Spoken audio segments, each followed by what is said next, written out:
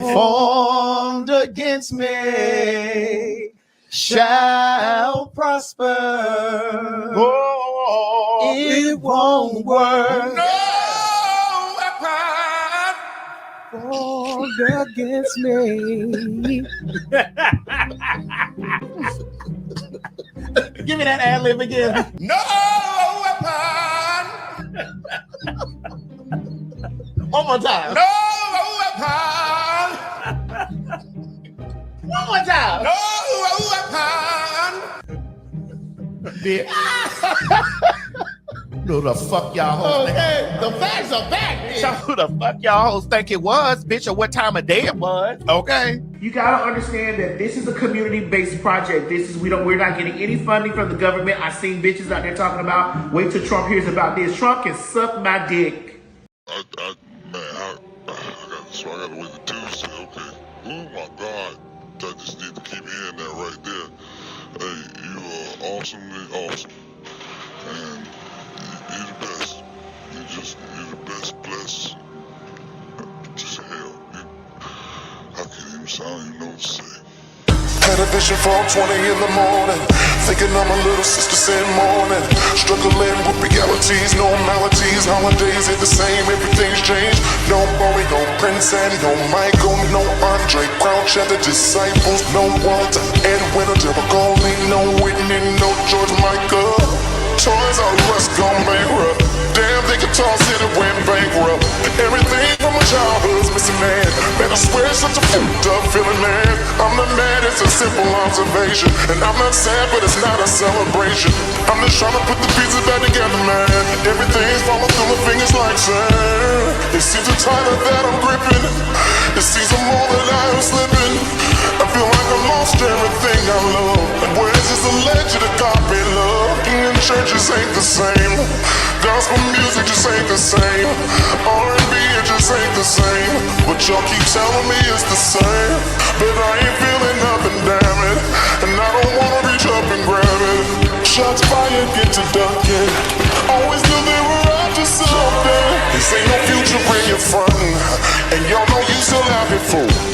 I'm not a baby, bro, I'm grown. Don't leave me standing out here alone. That's why I wrote this song, because I know I'm not alone. What are we out here doing? What are we out here saying? People don't care no more, so fuck it, I don't care no more. This is too much for you to handle. I was always too much to handle.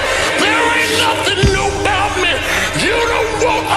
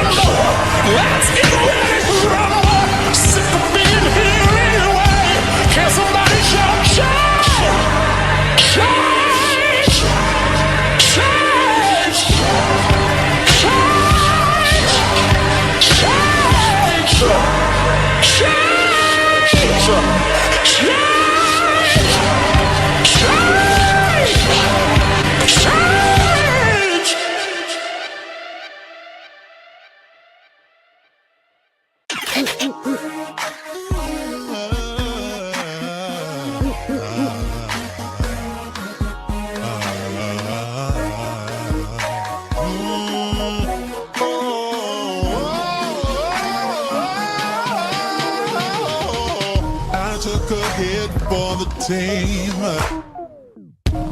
Took a bullet for the dream that we would one day all be free, free from prejudice, free from sexism, free from bigotry. I die for creativity. I die for freedom to be free. I died and left a legacy. Oh, but baby, I still live through technology. After the sun, comes the rain. And after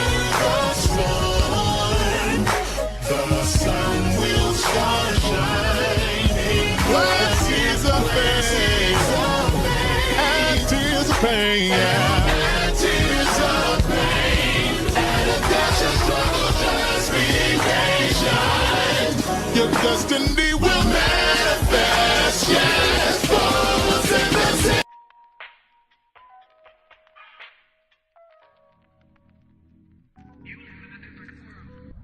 What's going on? What's going on? What's going on? What's going on, y'all? It's your dude BubzDaGawd here with yet another live for you all, baby. I've been trying to do the best I can to get y'all some content out because I'm still trying to decide on what my next edited content will be. I'm low-key thinking about doing another monologue because, again, I kind of want to use my gifts and talents in reference to my activism work, girl, because there definitely is a lot of fucking work to do. And if I'm going to be doing my work, I'm going to do my work in the way that I know that I can, which is through my gifts and talents. I am BubzDa, not just God.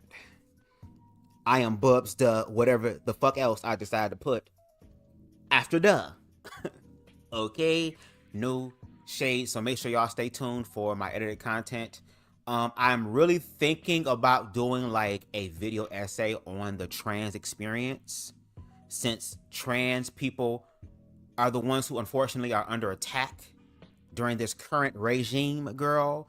They're not going to be the only ones if they are successful in their attempts. But, baby, trans people unfortunately are the starting point. They're going to be hitting that backspace though, which is why we're going to get into Miss Amir. No shade, okay? But before we get into any of that, let me say hello to the people that's in the chat. We got Queen Stevie in the chat. What's going on, Queen? Shout out to the replay gang. Shout out to those who are going to peek their heads in and out. Shout out to those who disagree. And again, if you disagree, you have the right to let me know that. I agree with Amir Odom 1000% on the regard of, baby, this is America. You have the freedom of speech. You can say whatever the hell you want to say, but just understand what you also put out into the world. You open yourself up for that same critique. The fact that I'm critiquing Amir Odom publicly, I don't know him personally, but the fact that I'm critiquing him publicly, the political thought or multiple diverse thought-oriented Amir Odom, I'm also opening up myself for that same level of criticism to come my way. And no shade, we all deserve to have some sort of constructive criticism in our own unique lives so that we can go forth in the world and become the best versions of ourselves. But the question is, will you learn and then transcend? And BubzDaGawd, to the best of his ability, is going to learn as much as he can with whatever time he has left on this planet, okay? But before we get into that, you know we have to be smart. So boom, copyright disclaimer. Under Section 107 of the Copyright Act of 1976, allowance is made for fair use for purposes such as criticism, comment, news reporting, teaching, scholarship, education, and research. Fair use is a use permitted by copyright statute that might otherwise be infringing. Nonprofit, educational, or personal use tips the balance in favor of fair use. All the videos, songs, images, and graphics used in this live belong to their respective owners, and BubzDaGawd does not claim any right over them. So with that being said, what's going on? What's going on? Y'all, excuse me, I got some Carmex on my lips. But what's going on, y'all? BubzDaGawd here with another live for you all. Before we get into the live, shout out to Gabriel. Okay. Amir dropped this video, I want to say yesterday or the day before yesterday, and I was out running some errands. And normally when I run out and do errands, I like to listen to things, especially if I'm going to get commentary on it. he dropped this video. I know he has one about black fatigue. I haven't seen that yet, so we might get into that some other time. But for this particular conversation, we're dealing with the queer community. His latest video on why the support for queer people are going down or declining. I listened to that multiple times. Was kind of like, girl, what the fuck? And I was getting everything prepared. But today, as I was trying to get everything finalized so I can, you know, show up live for you guys, I saw a video pop up in my recommended by Gabriel. Okay, shout out to Gabriel again. He is another gay content creator, if I'm not mistaken. But I really don't know. I've only just seen his video one time. So again, Gabriel, if you happen to watch this, charge it to my head, not my heart, okay? But he also was an individual that critiqued some of Amir's talking points. And Amir reached out to him. No shade, shout out to that. Reached out to him for a conversation. And Gabriel made a video stating that he was wrong about Amir. And I watched it, and it's kind of like, I understand what's trying to be attempted here, because again, everything that I watch is really just information for me. So as I'm listening to the conversation, it's like, if anything, it just proves how ill-informed Amir really is. And Amir has a right to share his thoughts and concerns as a citizen of humanity. Okay, the queer community and the black community, primarily the queer community. You're an individual who has more concerns than you do resolutions. You are the person that has more critiques as opposed to anything really being constructive and then being consistent with that constructiveness. Because as he sits down with Gabriel, which when we play that video, again, cover under fair use, Gabriel, I'll give you permission to use my video or any of my content if you choose to. This is not copyright infringement. This is an educational, informative, live. But when we play that video, I'm going to kind of shut the hell up to the best of my ability as Amir talks in this interview with him, because I want y'all to hear Amir when he's talking to these other people. There is more of this passive, more so of this blissful ignorance, or like this, oh, I don't know what's going on, I'm talking about. But when we look at your videos, in comparison to your videos, you over there talking like you know what the hell you talking about, girl. We know we on the right side of truth, bitch. I got all my receipts. I got all my clips. I got ground news, but only for a few minutes because that's all them hoes paying me for. There's never really any real, true, raw, transformative, like, commentary that you're doing that actually benefits the queer community. If you're going to critique is cool, but it has to be constructive criticism, and you also gonna have to show holes and help holes to be able to get to the other side so that they can learn, correct? And you, unfortunately, don't do that. Not in the capacity that you claim that you're doing it, let alone what you can do. But you are the one that has opened your mouth as of late, stating that you want to have these conversations, stating that you want to learn, you want to understand, you want to stop talking at each other and start talking to each other. Well, BubzDaGawd, again, nominates himself as tribute. And I even went the extra step, and I'm only going to do that one time. Because whether me and Amir have a conversation or not, it does nothing for me. If he's still speaking ignorantly, I'm going to still give commentary. Even if he and I were to have a conversation, if he's still saying some ignorant shit, I'm still going to call him out on it regardless. What, the conversation is supposed to absolve things? No, and ain't nothing going to be absolved in one fucking conversation, as we can obviously see. These have to be continuous. But I did him one thing better, and instead of him reaching out to people, I reached out, which is why it's on the thumbnail. Because again, I actually care about the gray area, which is why I'm a student and I'm learning and I study to show thyself approved, which is why my lives be so long, because not only am I sharing my commentary, I'm also reading things. I'm also pulling things up in real time. As I'm having a conversation, I'm evolving in thought in real time. I'm bringing it up in real time, girl. which is why you can sit up here and make 30, 40-minute videos, and we can spend 4 or 5 hours breaking down that video. And I'm not an individual that is saying there's nothing that you can do to make me stop giving my particular commentary. I'm not saying that. What I am saying, though, and please forgive me how choppy my camera is. It is what it is, bitch. I'm using what I got to get my shit across. But Amir, for me, I've already stated to you, for me, and maybe for some of the people that think like me, one way that you can shift our perspective to, again, focus on more of the middle area, the gray area, which is where I wish we all, for the most part, could focus on.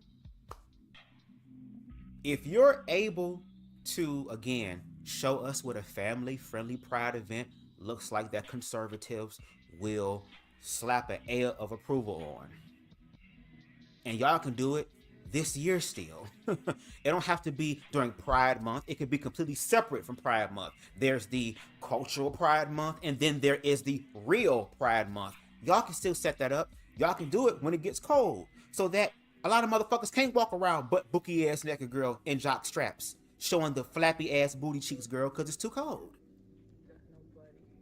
We're going to need you to create a video and continue the conversation in reference to trans youth by saying, hey, guess what? Instead of medical and surgical transitioning, let's focus on the social transitioning. There needs to be a series on that, because that's a healthier alternative. Because you say you don't care about queer adults. Okay, but what about queer youth? Just like how there were gay adults and there were gay youth like you who almost didn't survive it, like me, who almost didn't survive it. So we have to think about the youth. So the social transitioning would be a awesome way, and I agree with you on that. And hell, I would be down to collaborate with you and learn with you on that to be able to, educate myself further and to propose something that is safer, that can be like the training wheels for those who are trans, to give them a foundation to build upon. And then when you become an adult, baby, if you want to go here, there, if you want to go in a circle, if you want to be a loop-de-loop, it don't fucking matter. You are now responsible for your life in the viewpoint of an American perspective. I need to see that. And most importantly, you can still critique the fuck out the community, which is why you focus on the fringes of the community and make a broad generalization about these people. And I want y'all to pay attention to what he does when that comes up in his face, these interviews, conversations, girl. But if you're going to give that level of commentary for gay people, the queer community, and the black community, baby, we need to see the same level of smoke for white America, for Christian America, and for the conservative people. When you do it that way, then that's when a motherfucker like me, BubzDaGawd, would be like, okay, cool. You ate that. You got that. Cool. I like that. I'll work with that. I'll do that. I would do that. I can't speak for everybody else. Are there people in this world or in America who don't care for you, who don't like you personally, who want to wish harm and ill intent and trying to actively do that? Yes. Do I align myself with those people? No. If somebody was beating your ass in the street for no fucking reason, would I sit back? No. I would still intervene, because at the end of the day, I'm not for people putting their hands on other people without reasonable cause for it. But I can only speak for BubzDaGawd. And for BubzDaGawd, baby, what I'm saying is that if you do these things, you will change my mind to where I will get on my platform and I will make a video talking about how I was wrong about Amir. But you're going to have to prove it. Words are not enough for me. We're living in a time where people are okay with words, and look at where the fuck we are now. Nobody's actions is matching up to the words that they're speaking of. But anyway, let me shut the hell up. We're going to get into the video. Let me go ahead and change my music up. We're going to try a different instrumental today. Is it this one? No. This one. Yes. So anyway, let's go ahead, girl. And we're going to get into the first video with a YouTuber, again, by the name of Gabriel Tragni. I probably butchered the last name, so again, Gabriel, charge it to my head, not my heart. If it's Gabriel, forgive me. I'm not that good with names sometimes. And I also stutter sometimes when I talk. I'll make up new words because my brain works faster than my mouth sometimes. So you're going to have some comedic relief over here. You can laugh at me about that. I don't give a damn. I've accepted it. But we going to learn in this bitch, though. No shade. I'm going to always remix it and make it work for my good.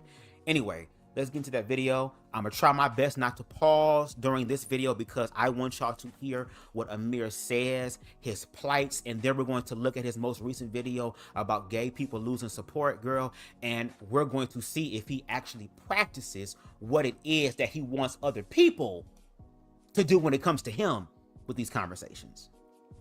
Let's get in.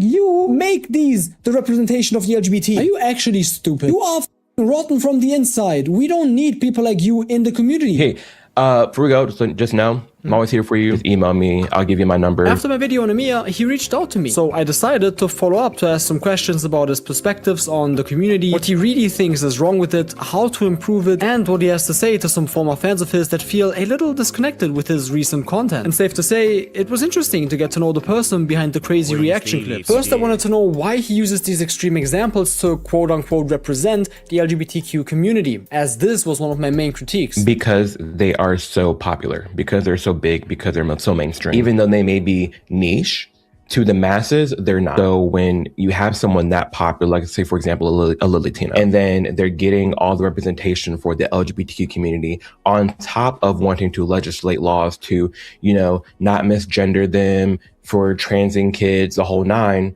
then you speak up and speak out about it. Not to say that that is representative of the entire LGBTQ community, but it is funny that the second someone calls it out or critiques it, they're seen as self-hating, they're seen as dragging down the LGBTQ community, but not them. And I feel like at some point, we have to call these things out. But because we don't have a lot of gay people saying, hey, I don't like this, then it becomes an issue. So when gay people become silent on the things we don't agree with, then I feel like it's just us accepting it in silence, if that makes sense. I remember growing up when I was in middle school and high school, it was the LGBT community.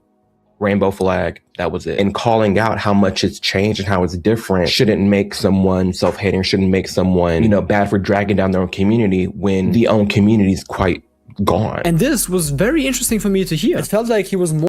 I'm sorry, I said I wasn't gonna pause it as much, and I ain't gonna pause it as much, but I gotta say this real quick. I'm sorry, I just have to. And I know how to listen, to understand, and comprehend, and respond. I know how to do all of them, baby. We both handed over here. Amir, are there things in the queer community that we definitely need to deal with? Absolutely. Okay? Absolutely. We definitely need to have those conversations. Is everybody in the queer community educated about the queer community in totality? Hell no. We're learning as well, and we're learning in the light, not in the dark. We're learning in the light. We're walking in our truth. So there are new possibilities, new thoughts, new things that are coming about that benefits everybody if people just knew how to look at it in a way that is different than this ideological way, this certain perception, this certain programming. Do I think it's bad faith for Amir to have his concerns about certain things? I'm gonna go out on a fucking limb and say no, it's not bad for him to have concerns.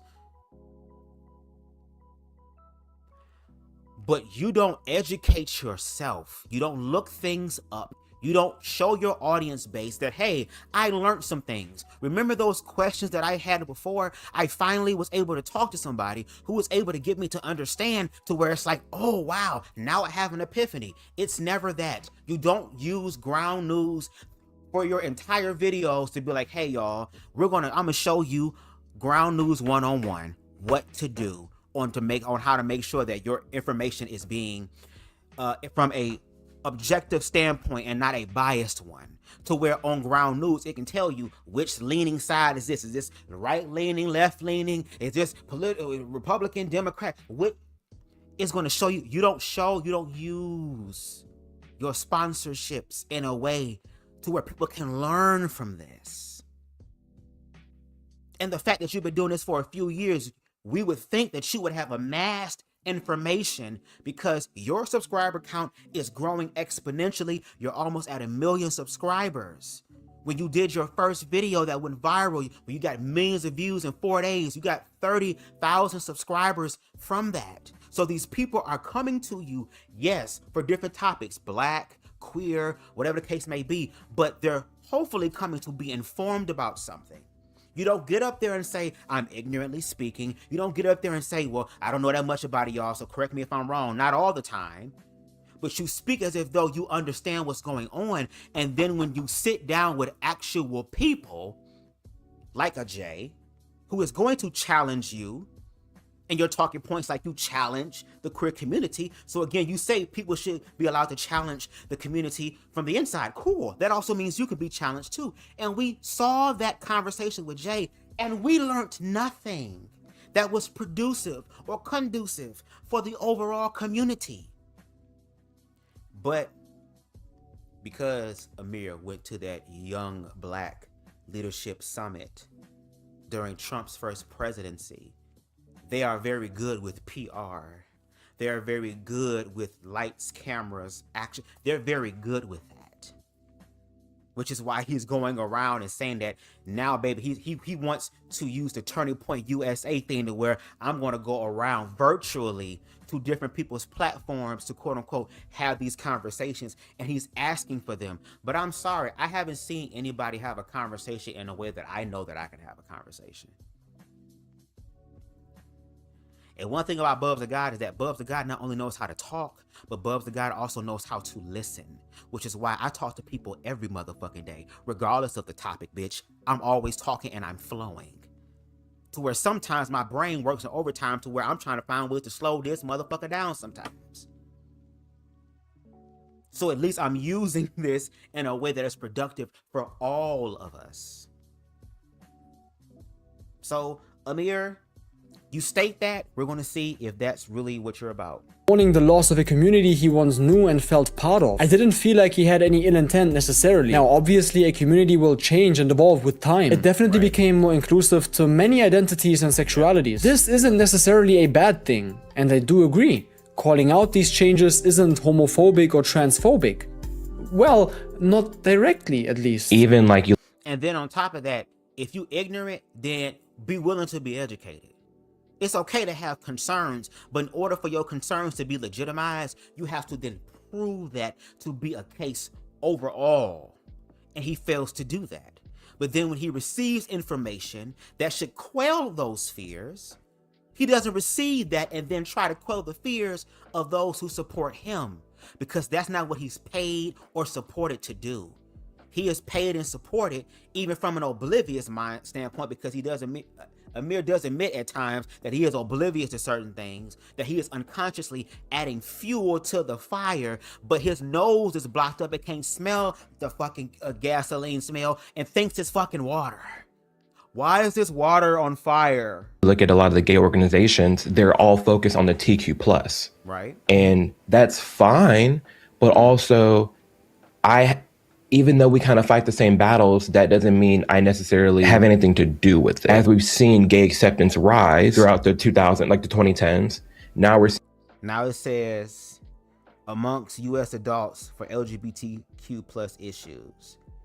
Now, again, I don't know if this graph represents America as a whole, or if this is a graph representing the conservative side, because whenever Amir on his own channel, this is Gabriel's channel that we're this video that we're responding to from his channel. So I don't know what this map is. I should have brought it up and looked it up for this live. Charged to my head, not my heart. I'm not perfect, but I does my work most of the time. Wherever I slack up at, help a nigga out. But anyway, the graph that Amir shows or used a lot for his examples about the decline is really shown in the Republican aspect. A sharp decline. So it says here, same-sex marriages should be valid. It went up, started to go down. A percentage of gay or lesbian relations are morally acceptable, started to go up, then see a decline.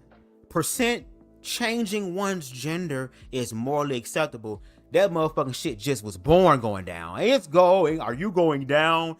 Going down.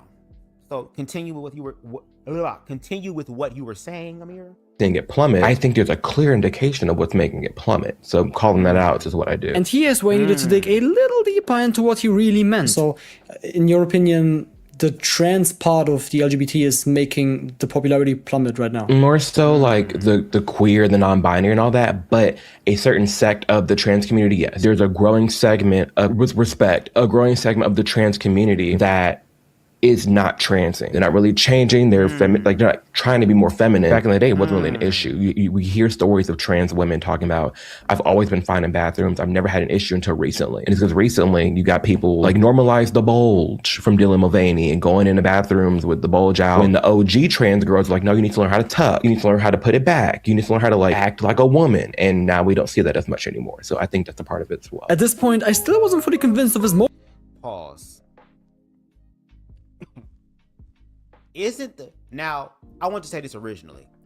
When you were talking about the Mulvaneys of the world, the Lilitinos of the world, these people who are on the fringes or the niche or whatever you called it, I think the bigger question should be, since these people claim that I'm not queer homophobic, I have gay friends, I'm not racist, I have black friends.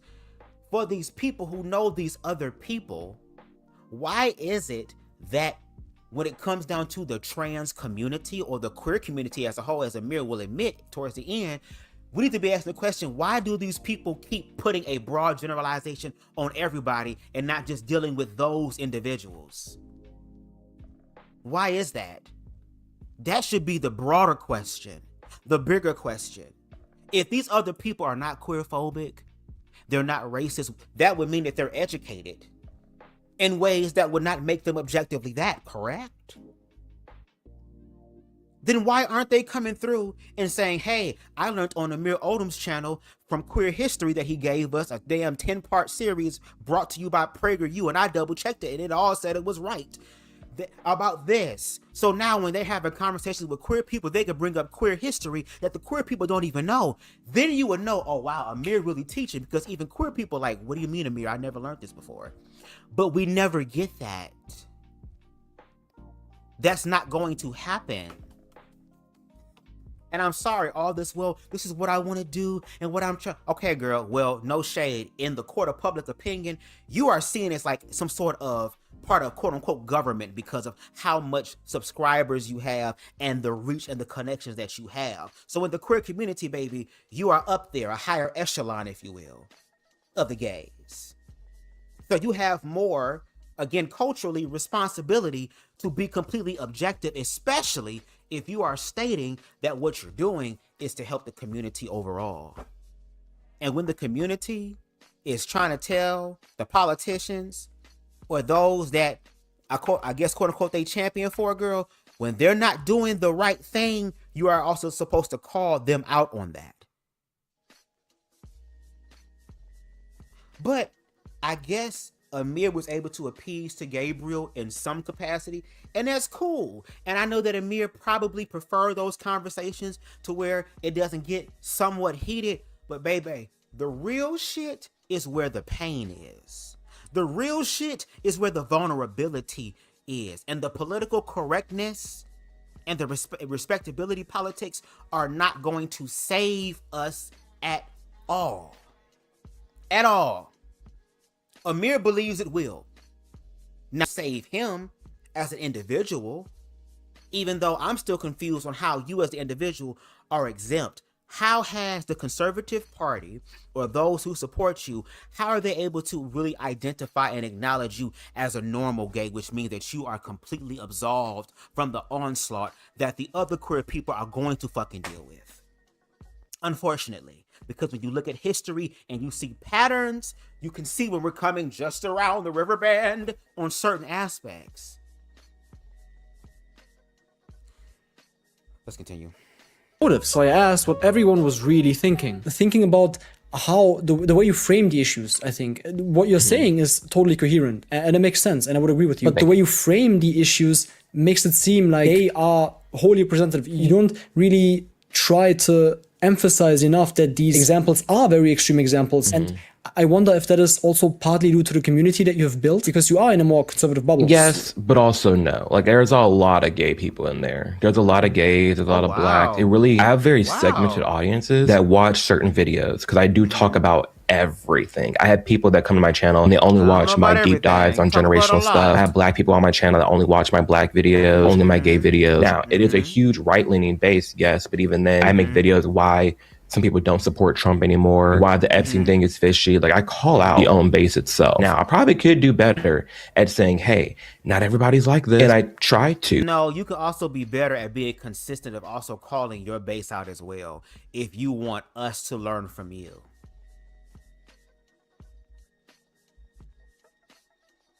You're gonna have to be consistent on that. Again, where is the video about social transitioning? I would fucking hype the fuck up that out of that damn video, because again, it's proven that we're showing another healthy alternative that again satiates the fears, quells the fears. I don't want to satiate that shit. Hell no. Quell the fears, baby, that they have, so that again, the biggest concern on the right pertaining trans youth is the medical and surgical intervention. Okay, cool. We're cutting that off. We're removing that except for very extreme cases. But generally, nope, we're done. We're implementing social transitioning instead. But the funny part that Amir admitted as far as like, oh, well, the trans women saying, well, I had no problem in the bathroom until these people started low-key walking in their motherfucking truth. They weren't hiding. They weren't lying. They weren't stealthing. And a lot of the girls that are able to pass and shit like that, them hoes T's still get spooked too. They still gotta walk in their motherfucking truth regardless, in hopes that it's right, even though they done everything to stop that conversation. But then there's trans women that are literally living their truth and telling the truth, and they're still being hated on today. T.S. Madison is one of them. Hope Giselle is another. Other trans women are being hated on right now. People are roasting the fuck out of Sydney Star, and no shade, her ass as an individual should be getting that roasting. But now they are trying to place that all on all trans people. On all trans people. So you talk to the OG trans women who are saying, well, you gotta stealth and you gotta hide this and you gotta pretend and all this other type of stuff. Well, I thought Whitney Houston said, I believe the children are our future. Teach them well and let them lead the way. Doesn't that mean that eventually, because of your fruits and labor that you have laid down today, that there will be a future generation who does not have to walk through the same bullshit that you walked through? I would see that as a sign of an accomplishment. I would see that as a sign of success. I would see that as a check plus. I would see that as S+ score. I would be happy in my grave knowing that what I did today is going to benefit others tomorrow. And now you have these other people trying to tell the next generation to tone it down. Why? So they can be like y'all, and their children and the next generation have to continue to have this same fucking conversation over and over and over again, despite the information, despite the copious amounts of experiences, anecdotal experiences, statistics, facts, patterns. But when Amir is challenged in the way of saying, hey, you not actually being balanced enough in your commentary to check your own side more than once. I ain't talking about no just Black History Month once a year type shit. I mean, there needs to be a balance in there if you're trying to persuade the other side to agree with you, which even though you say you don't care, in these past few videos, Miss Mamas, you proven to us that you care. You proven to us that you pretty much care. I said I wasn't gonna pause, but damn it. I'm doing the best I can. When I make videos like my normal gay video, like, hey, here's examples of gay people who are not like this. It's a bummer when I highlight the gay people that aren't the extremes, and even them themselves get hate. So it's like, we can't win. I call out the extremes. I'm bad. I call out, hey, here's like normal gay people. Here's people who aren't the extremes. That's bad. It's like, at what point is it okay to say something? I still wanted to know what exactly a normal gay is supposed to be. Am I a normal gay? Did I earn my place here? Where even am I? But don't worry, we'll get to that in just a moment. You can kind of feel like you're walking on eggshells the whole time. It doesn't matter whatever you do, you always get criticized for. That's why I don't care. Yeah, I've gone through too much in my life personally, between being sent to conversion therapy, being homeless, all these different things in my life. I'm bound to piss somebody off until the day I die, so I just don't care at this point. Yes, I feel like walking on eggshells, but I'm also stomping on all them hoes. Like at this point, I don't care. While talking about the art of stomping all over these hoes, I wanted to bring up the issue of the N-word. I harshly criticized him for his perspective in the video, so I asked him to clarify his stance on it. I care about the word in the sense that if there was someone that said it in a very derogatory way, like with meaning, with hurtful, like you're nothing but an N, yeah, I would care about the word in the sense that I would not talk to that person. But I also don't care in the sense that they have the right to say that. I 100% think they have the right to say that. At some point, nuance and context needs to be brought up regarding this word. And now back to what constitutes a normal gay. To me, a normal gay is what we call out not the Latinos, not the stereotypical gay. Anything that's not the stereotypical gay, I would say is a normal gay. In the sense very that effeminate gays? Sorry. Like also very effeminate gays, for example, would that not be normal gay for you?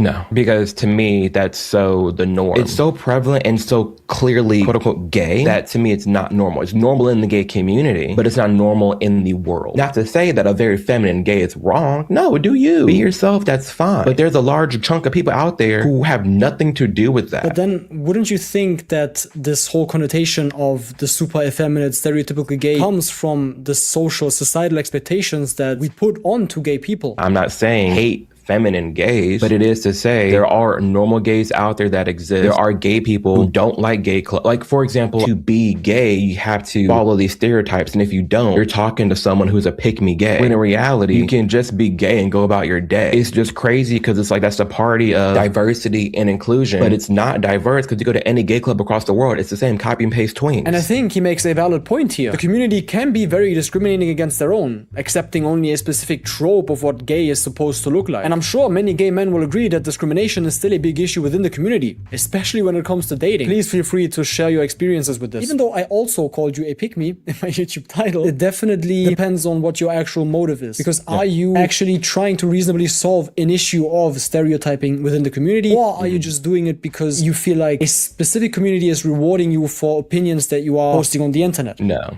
And see, that is a great and a fair critique. And it is something that I keep in mind, hence why I'm even having this conversation now. Just because our results the same way doesn't mean we got there the same way. So just because I say opinions that homophobic people sometimes agree with doesn't mean I'm doing it for them. Does it exist? Yes. But I don't make my content just for them. And it's quite funny, the only people I hide myself from is gay people. When I'm in a gay club, I don't say, it's kind of hard now because I've gotten bigger, but I try to go by a fake name because people know who I am. Like, because I call these things out, all of a sudden they don't want to talk to me. They want to block me. I'm hurtful to the community. And it's like, you would think we're allowed to have these conversations within the community itself, but no, we can't. When my time being on the left, marching with BLM, all of my right-wing friends, right there front and center.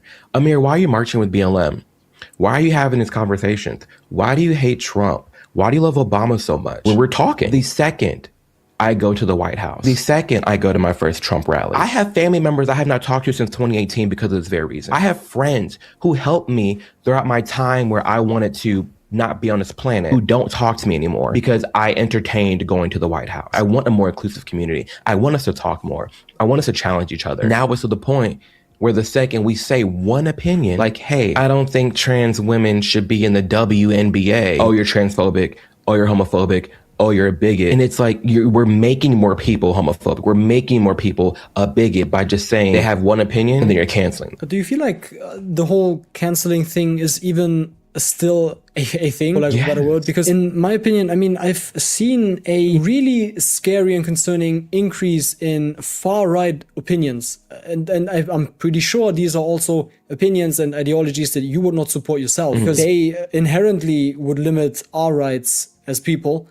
And that in itself, people on the internet say so often that these labels don't mean anything to them. Racism, bigotry, it's meaningless now. It feels like a badge of honor. I think it's becoming meaningless because of how quick people are to use it. Why is it that for someone regarding the United States, someone says, yeah, I think we should build a border wall. You're racist. Sorry, I want a border like most countries do. I never said I don't want immigration. I never said I hate Mexicans. That's what I mean by now people don't care about the word, because now the left, quote unquote, has used them so much for pointless things that don't even call for it. Oh, this person's homophobic. What do you mean? Do you mean they hate gay people and they're scared of gay people? Or do you mean they just don't like drag queens performing in front of children? When you mention children, what exactly do you think these children will think about a drag queen performing in front of them? Because in my opinion, just as I've said in the video, kids don't necessarily associate anything with, let's say, nudity, except if you explicitly told them about sexual stuff or you try to give them sex ed when they're 5, which I think is weird and is not really appropriate in itself. What exactly makes it bad for drag queens to perform in front of kids? You may point to, here's a drag queen show. She's just dressed up like a princess, twirling around. The kids are dancing around, singing and dancing, and they go home. Yes, that probably was a very wholesome event. Nothing happened. Nothing went wrong. But now I can look up a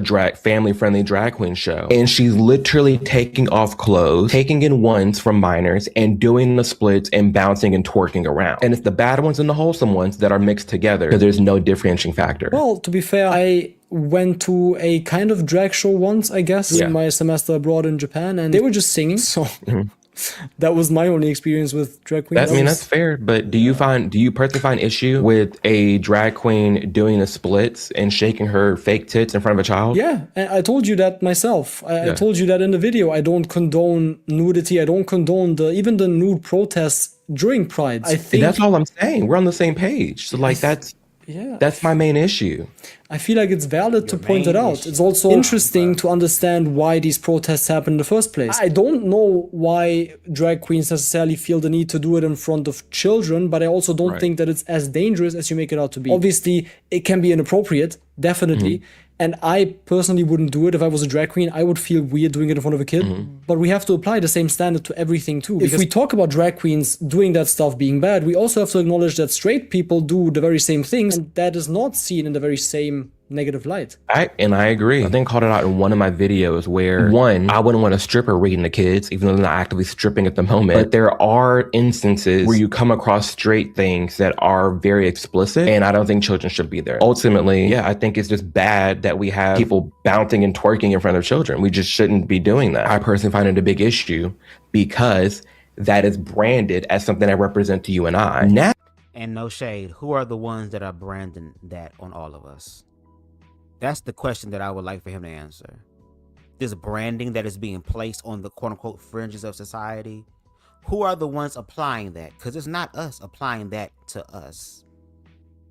Because again, to your point, y'all the normal gays, so y'all don't do that shit, but yet the normal gays getting lumped in. Who's the one lumping them in?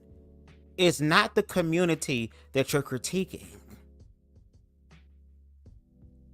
Now, because it's one big umbrella, because it's labeled as a pride event, now you've created someone that's homophobic. As far as I'm understanding, even though that may be rare, you want to call it out explicitly to prevent those videos from spreading to a point where they become automatically representative of the community.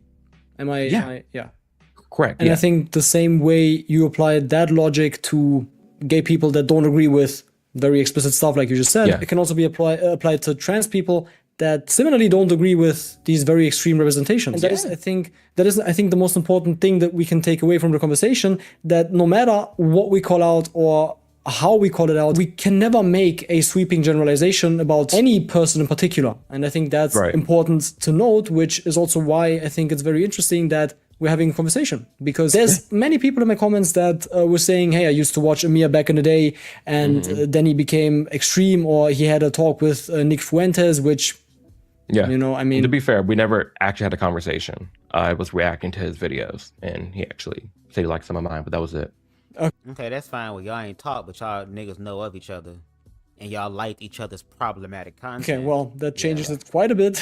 But what would you say to those people that were formerly fans and now feel like they feel a little disenfranchised from you? They feel like they have lost, I don't know, their touch with the community. I mean, it's fine. I think you have your right not to watch my views. I think ultimately you should never follow someone to 100% agree with them. If you're a subscriber of mine, you should expect, maybe, I don't know, but you should expect at least every 3 out of 10 videos to piss you off because I'm an individual. Like the fact that I do piss people off makes me happy. There's comments from people on the right. You've gotten a little too accepting, a little too left leaning. Because I have videos talking about the nuance of trans people in bathrooms and how it's affecting butch lesbians. If you're subscribed to me, you should know I'm gonna piss you off on my videos, but you should still stick around because you should be open to hear different points of view. Just because you made a video about me, just because you said you called me a pick me, just because you were a little shady and comedical, that doesn't mean I'm gonna hate you. Doesn't mean I'm not gonna talk to you. You have every right not to subscribe to me. That's fine.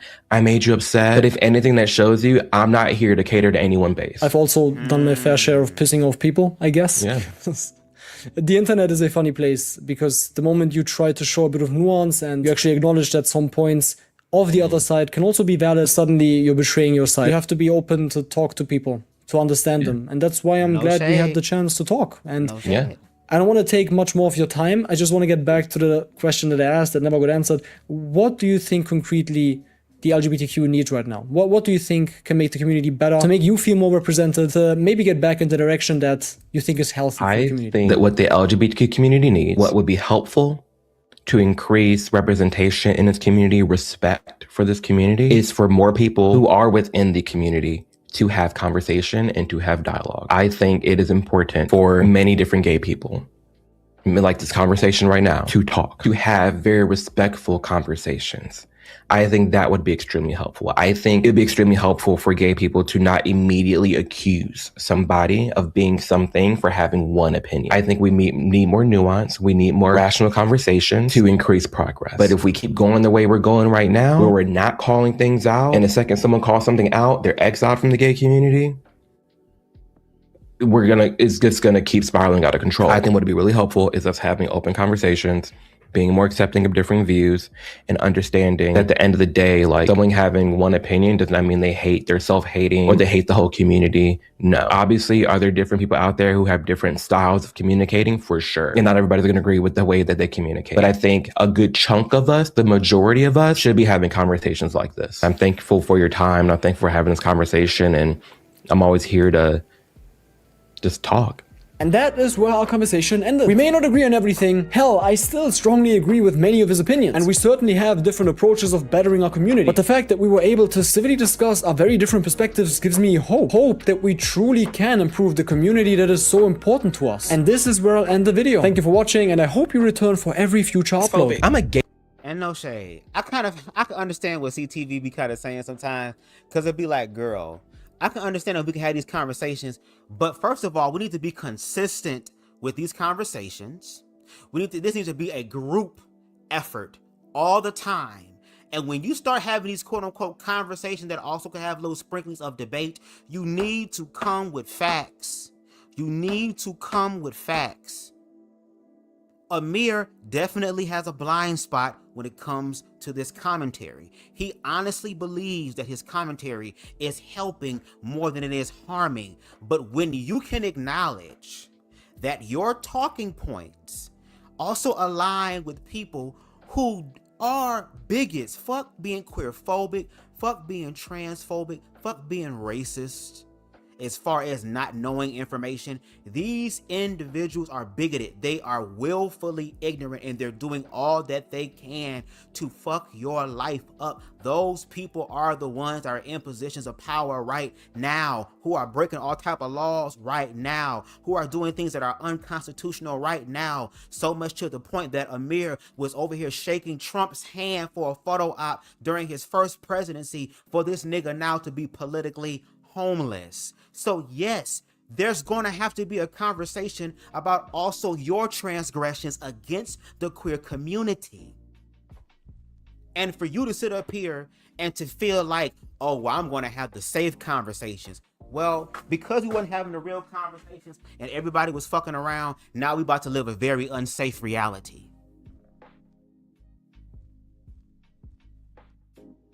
The people that align with your talking points who are bigots, again, those are people in positions of power who are using their power in small cities across the United States of America as testing grounds to see what they can get away with. And when we look, if we were to look at all your comments, you're telling me all of the comments will be people talking about, I learned so much from Amir. No, it's going to be people who are going to agree with you, but not agree in a constructive way, but agree with you like, thank you, you're sharing my sentiments, even though their sentiments are from a place of ignorance and fear. And help me understand, for the people that's watching, don't just listen. If I'm saying something wrong, correct me in real time. Y'all be saying y'all want these conversations, girl, but when it's time to talk, don't nobody want to be talking. And the only time motherfuckers should be shutting up is learning. So I'm guessing y'all learning something from me since y'all ain't saying nothing. And I ain't talking about those who fuck with me and rock with me. I'm talking about those who are watching who ain't saying nothing. Especially if you agree with Amir and his perspective. Let's give a little brief recap, if you will, of the first video. Now, Mr. Gabriel previously made a critical video about Amir, and Amir reached out afterwards, no shade. The video we just saw was obviously the follow-up to that conversation. In this video sit down, Amir explains he uses extreme examples like Dylan Mulvaney and the Lilitinos of the world because they're the most visible mainstream faces of LGBTQ representation, which again, the question that I would ask is, well, who made them the most visible mainstream faces? It wasn't the Liberal Party that did. I'm not going to assume that. I'm going to assume that it is the Republican Party, the Conservative Party, Fox News and them, because when you look at Dylan and when you look why are you calling me when I'm on live? I'm sorry. When you look at Dylan, when you look at these other individuals, guess what? They see in their perspective men in wigs. Men in wigs. They don't see them as trans. They see them as men in wigs. And they use them as the examples to say, see, this is the trans ideology that is coming for your children. This is the trans ideology that's going to convert your children at school. This is the trans ideology. Pretty soon, these trans people are going to be in the bathrooms. And do you want these men in wigs to be in the bathroom with you and your daughter? That's how they view it. And on top of that, you don't make any commentary to say, hey, instead of focusing on the Lilitinos and the Dylan Mulvaneys and the rest of the other drama club ass people of the world, girl, we have these trans people that we can focus on. I'm going to bring them on my platform. I'm going to highlight them. I'm going to try to schedule an interview, a conversation between Lilitino and this trans woman, and they can go ahead and have the conversation about it.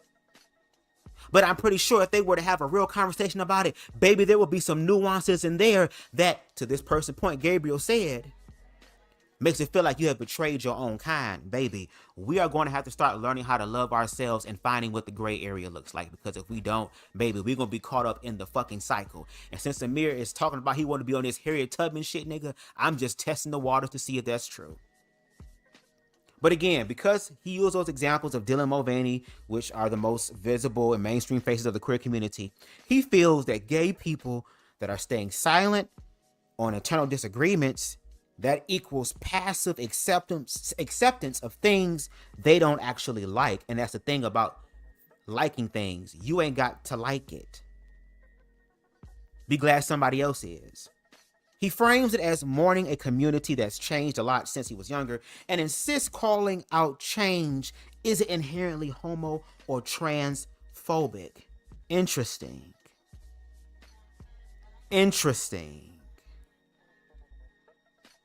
On trans issues specifically, he narrows his critique to a growing segment of trans women he feels aren't conforming to older trans community norms, for example, passing, bathroom etiquette, and pretty loaded essentialist framing.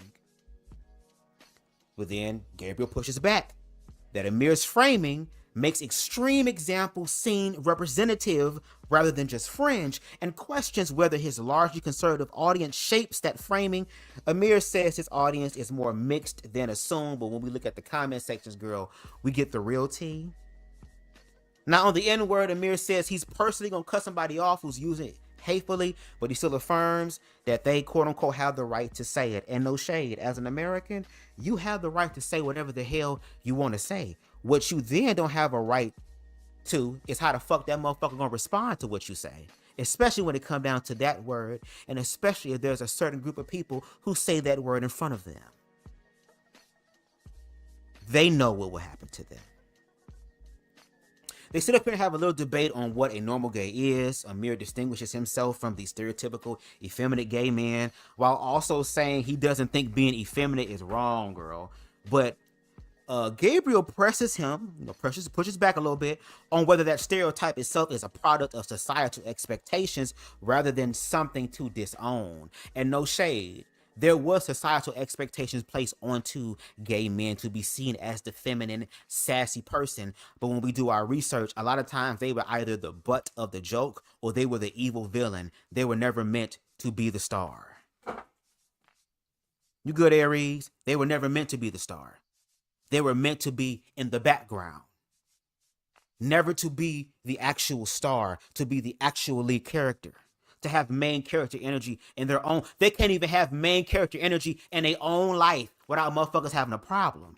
But you want everybody to respect you and your way of thinking and your way and your belief. And don't call me this and don't call me that. But again, girl, you don't offer any sort of counterbalance to the critique that you give. And you say that you can do better at that. And I agree, you can. And I don't know about everybody else, but I'm an individual that can see the blind spots because I've been doing commentary on your commentary for a few years. No shade. And again, I reached out, and I'm only going to reach out one time. I'm not desperate for a conversation, but recently you've been stating that you want to have the conversation, you want to talk, but I don't know if you're trying to be strategic with the people that you talk to because you're such goody-goody two shoes and friends behind the scenes. Because at the end of the day, the type of people that's my friends and I'm around, they still gonna hold a nigga accountable. They don't just become yes men and it's gonna be a safe conversation because we friends, baby. I don't have friends like that, baby. When the road gets rough and the going gets tough, these bitches lock in. And I feel like we need to have more locked in conversations about this. But I wanted y'all to see the video with Amir sitting down with Gabriel, not really being challenged, girl, in the way that Amir claims he wants to be challenged. And I wanted y'all to hear his perspective on what he wants to do, girl. Matter of fact, let me finish what I'm saying first, and then we can go ahead and get to the video. When they talk about drag, Amir says his issue isn't drag itself, but nudity and explicit content in front of kids. Gabriel then agrees on the explicit content point, but pushes back on how dangerous, common Amir frames it as being, and notes the same standard should apply to straight adult content around kids, which Amir just kind of passed that off. Well, I already did a video about that, so what more do you want? Videos with an S, plural, because there's more of them than there is of us, so they do more shit than we ever could. We could never be on their level, so we need that if you're trying to be objective. Amir denies having, again, had a real conversation with Nick Fuentes, says it was just a reaction, content, and it was mutual. Of course, girl, you're not gonna have if you were to sit down and have a conversation with Nick Fuentes, that would be crazy. Even though you say you agree with some of his talking points, no shade. He closes by saying he expects to piss off at least 30% of his audience per video because he's, quote, an individual, and calls for more in-community dialogue and less immediate accusation and exile over single opinions. And then lastly, Daniel ends on a why would this word come up and my tongue is gonna have a problem with this?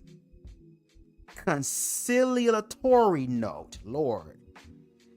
I probably fucked that word up. Disagrees with a lot of it, but frames the ability to have the conversation civilly as itself valuable.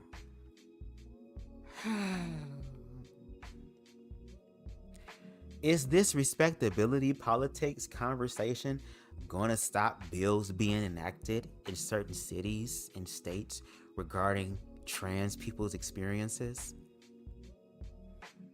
Are these civil conversations that we're having going to actually do any fucking thing? Baby, we in hot shit right now to just be talking civilly. We need to be having real conversations, and real conversations is going to have passion. It's going to have a little bit of conflict.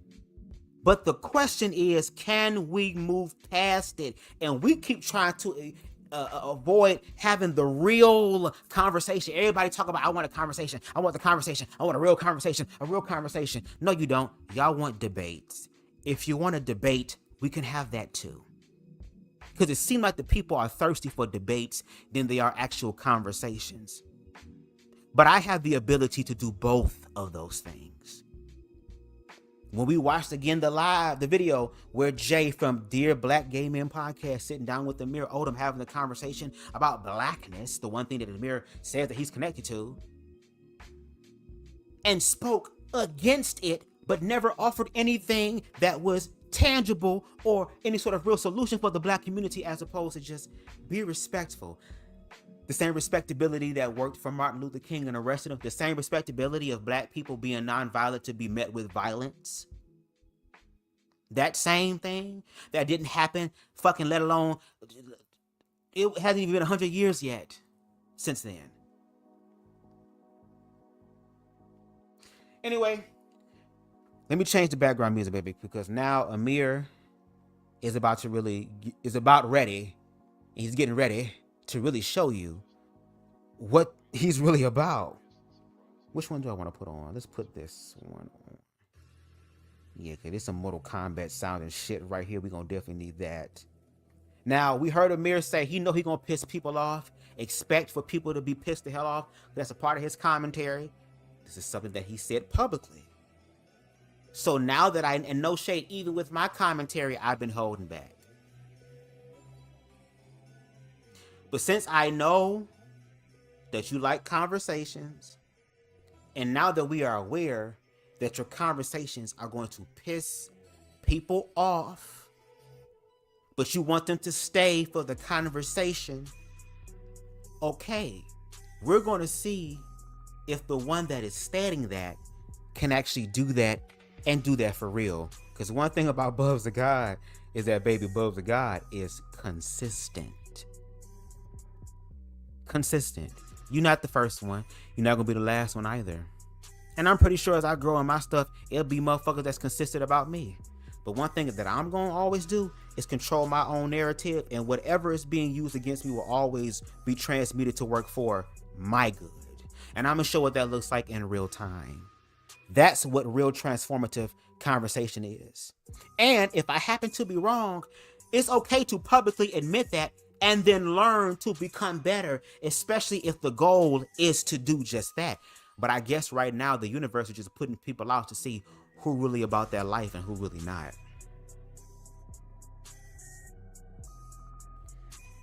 Anyway, we're going to get into the video of Amir speaking about why the support of the gay community is plummeting, girl.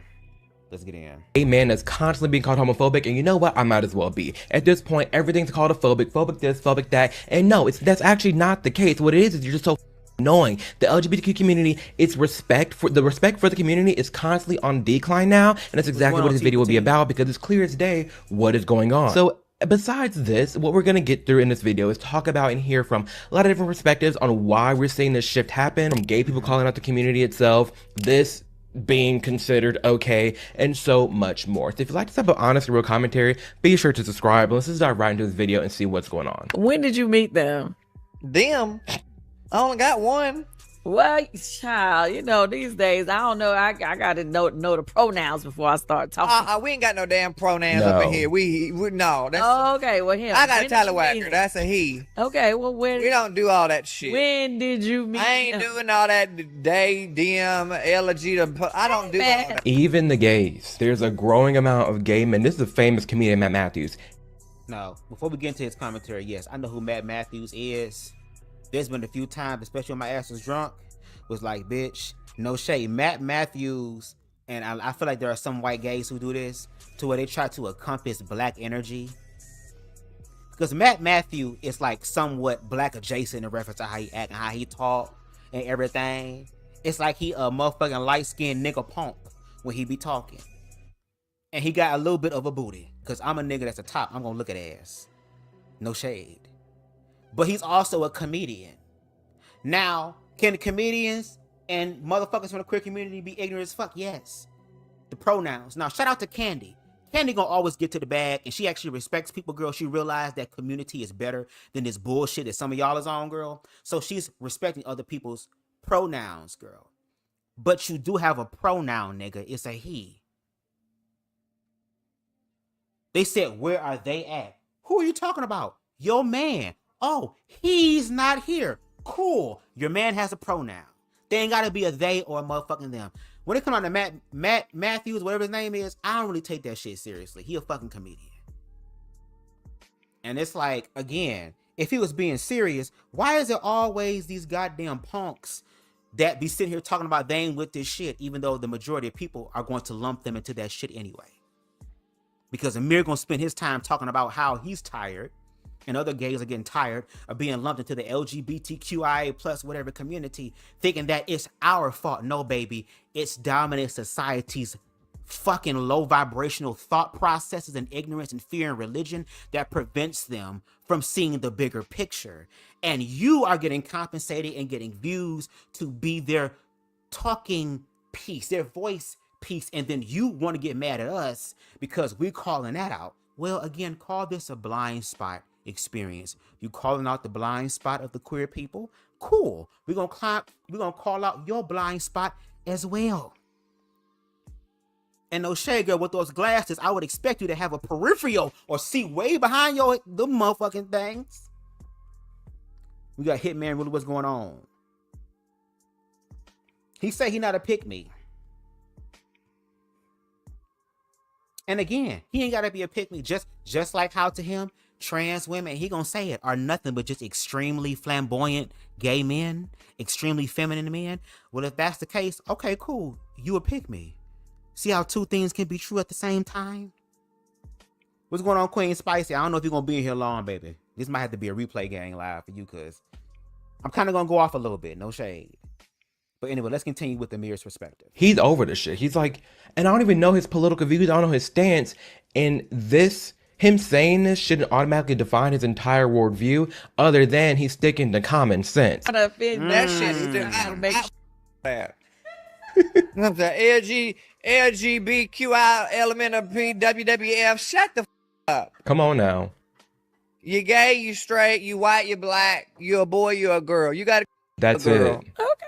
Damn, I'm finna piss people off with that. He knew he was gonna piss people off with that. And he definitely did ruffle some feathers, but what he said was true.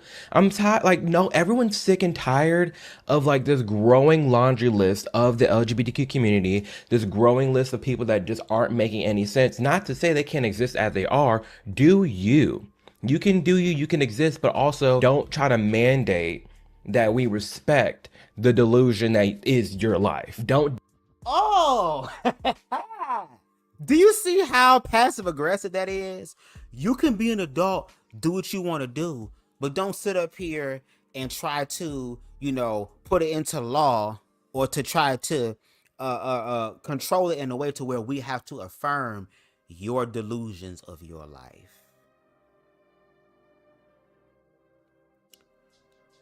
Well, since y'all don't want to fucking learn about people's experiences, since you're the one talking about that you want to have these diverse conversations, then why should they be respectful then if even when they do what they want to do, y'all still gonna disrespect them and then expect them to respect you? How the fuck that work?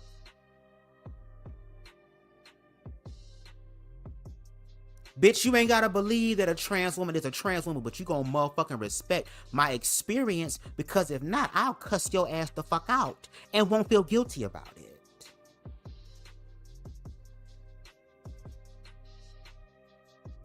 See, it's gonna get real dangerous in this bitch because again, these type of conversations that Amir said he wants to have, there's no such thing. Matt Matthews, I'm gonna say Matt Rife. Matt Matthews, Amir Odom, you ain't gotta be trans. You ain't gotta fuck a trans man. You ain't gotta be with a trans man. Y'all can be two cis biological men being together. It can be dick on dick action. That is fine. You have a right to do that. But you don't get to tell other motherfuckers how they're able to deal with their experiences unless their experiences is somehow affecting your own personal and adult experience. All right, Amir, go ahead. Demand the respect. Don't try to pass the laws. None of that. If you would have stayed in your own little circles, like in Tumblr days, if y'all remember Tumblr, if you stayed in your own little sphere of the internet, cool. Right. Wow. Don't be trying to come up in here, come in the bathrooms, changing sports, adding letters, getting in front of the children, and no one wants any part of that.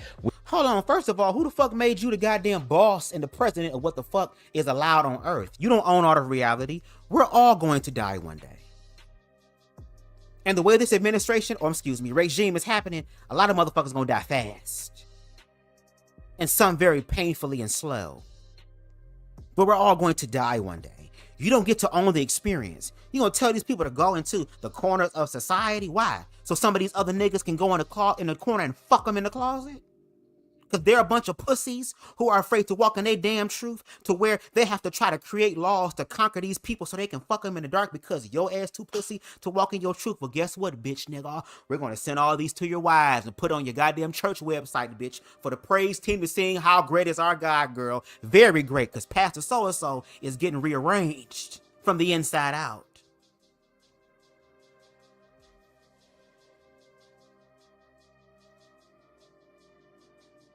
What the fuck? But yeah, I don't know why. I don't know why people keep calling me a pick me. I don't know why. I'm pissed. Yeah. Walk in your truth, because that anger is revealing. When people get angry, baby, they start giving up so much. And because I'm a eunuch, bitch, and I'm talking about eunuch as far as a strategist is concerned. Everything that I watch is information. Everything that I look at is information. Everything I am learning is information to me.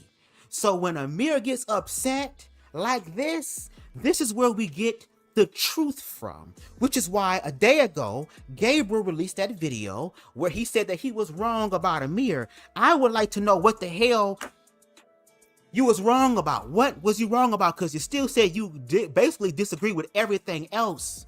And on top of that, if y'all gonna sit down and have a conversation, can this shit be on live? And I need for y'all to block this shit out for a few hours. Nigga, roll the fuck up. Amir, you smoke, nigga. Get you something to roll on. Get you a good fucking hybrid so you can still be in your mind, girl, but still be chilling your body and your spirit. Spark the fuck up. And let's have a conversation for hours, because a short 18, 20-something, 30-minute video is not going to do it complete justice, which is why it has to be a consistent conversation. But Amir understands that if he was to have those real conversations that he's looking for, his own audience base will be upset with him, because he already seeing there are conservative people who already feel some type of way about his commentary being more nuanced when it came out to the trans thing. You know, that gray area part that he so desperately wants to get to? Yeah, follow that. But we already know that despite Amir saying that his audience base is mixed,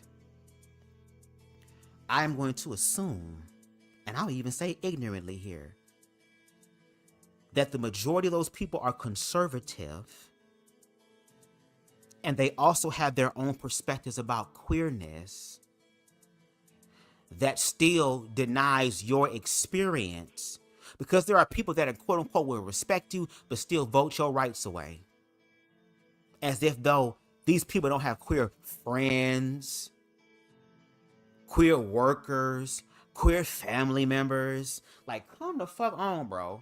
Are you kidding me?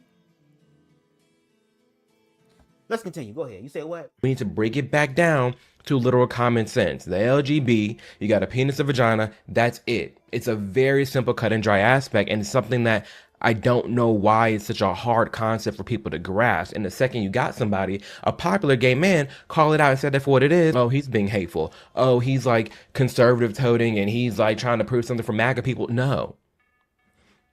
People can just be real, and there is a growing amount of people, even though we're seeing this decline of respect for the gays, even like internally, there is a growing amount of common sense, and this is a clear sign that we're getting back to this, especially the more we have gays like this call it out for what it is. The concept of being a flamboyant gay man bullying trans people for a crumb of right-wing political clout. Why does it always have to be for right? Because, girl, who are the ones creating these laws? It ain't the niggas doing it. The fuck is you talking about? I'm gonna pause during this video because I held back on the other one, barely. So I'm gonna let it off in this one, since he likes pissing people off. Cool. I'm wherever you at on the board, nigga. Uno reverse card. When you was over there on Fox News talking to them people, who are you talking to? White people. When you was on Elder Fisher podcast, who were the people that you were discussing and conversating with? White people. When you was on that UK man's platform, what's up, bruv? White man. You're married to a white man. How are you missing the common denominator in all of this? We're talking about the ones in power. Fuck the ones who are the voice pieces. Fuck the ones who are the supporters of the situation. We're talking about the ones who are in the room, connected to those in the room that is able to make shit happen. And the fact that you and Blair White have stated that when it comes down to the conservative party, especially in the realm of money, it's nothing but a bunch of homosexuals in there. We knew that again when Grindr crashed 3 times when the Republicans got together trying to smash and dash in everyone's ass.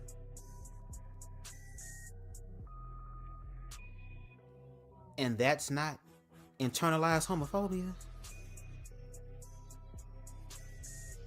Amir, I'm sorry, pimping. You are not qualified to have these conversations. No, you are an individual who deserves to be in the comment sections asking questions. You don't get to sit up here and to be a person that talks about it.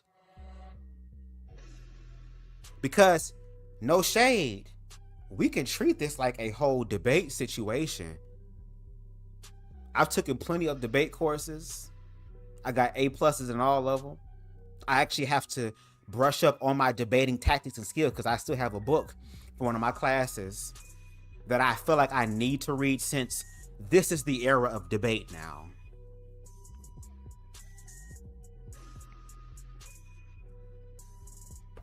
The PragerU sent Amir out on the chilling circuit as they're talking.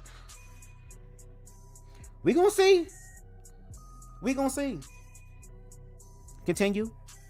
Why isn't someone just allowed to have an opinion? How come you're allowed to have all these different opinions, express yourself as you are, keyword as you are, like you're saying, this is me, this is how I feel, let me exist as I am, cool, but the second you got a gay man say something, you're like, oh, you're just doing it for right-wing approval, they're just trying to be MAGA. Why aren't they allowed to have their own opinion? And this guy, I'm sure you've seen some of his posts on Instagram, I'll put it here, very interesting, he actually has me blocked. He actually has me blocked from seeing any of his stories, and I saw him in person, and I literally went up to him, I'm like, hey, you like have me blocked, like I don't know why or what I did. I'm actually really, really nice, I feel like, and I'm balanced, and I'm like willing to hear you out. And he was just like, okay. So, girl, you say you take shrooms and be having trips. I need you to take a trip and watch your own shit. And have a mirror in front of you so you can look at that screen and look at yourself. Look at the screen, look at yourself. Because how are you so oblivious on why this person blocked you?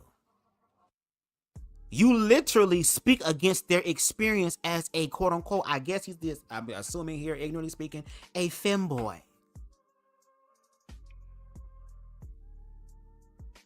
And he ain't just talking about you. There are other people who are supporters of Trump, of the conservative movement. It's a big old motherfucking what's the name of that little boy from the movie Up? The gay older brother version of that motherfucker, girl. Wearing makeup, talking over here, talking about I support Trump and all this stuff. It's like, girl, And you looking kind of orange yourself too, Miss Mamas. Yes, there are people who are doing that, of course. Of course. And they're using you because they feel like you legitimize their messages. And Miss Mama Amir, you feminine too, baby. You be doing all this shit too. Let Beyonce come on, girl. You gonna drop down low, hit the floor with it. Bitch, shake your derriere, your derriere. You gonna do all of that. Come on now. Continue. That's beef with Matt as it is. But I don't understand why someone isn't allowed to just have their own opinion. It's automatically associated with the right when it's a very valid take. In the year 2026, did they pick you? Did they pick you? The pick me gay situation. I just did a whole video about that. It's like, no one's trying to be a pick me. Girl, you are a pick me girl. Brandon Tatum picked your ass for you to go to that Youth Black Leadership Summit. Y'all was literally hand-picked Negroes. Y'all was chosen to be there. It wasn't available to all the Negroes. It was only available to a select few. And you were one of those people. So yes, your talking points, your perspective, your training, the ones that gave you the DEI, the affirmative action to get you in this position that your ass obviously is not qualified to be a part of, girl. Yes. You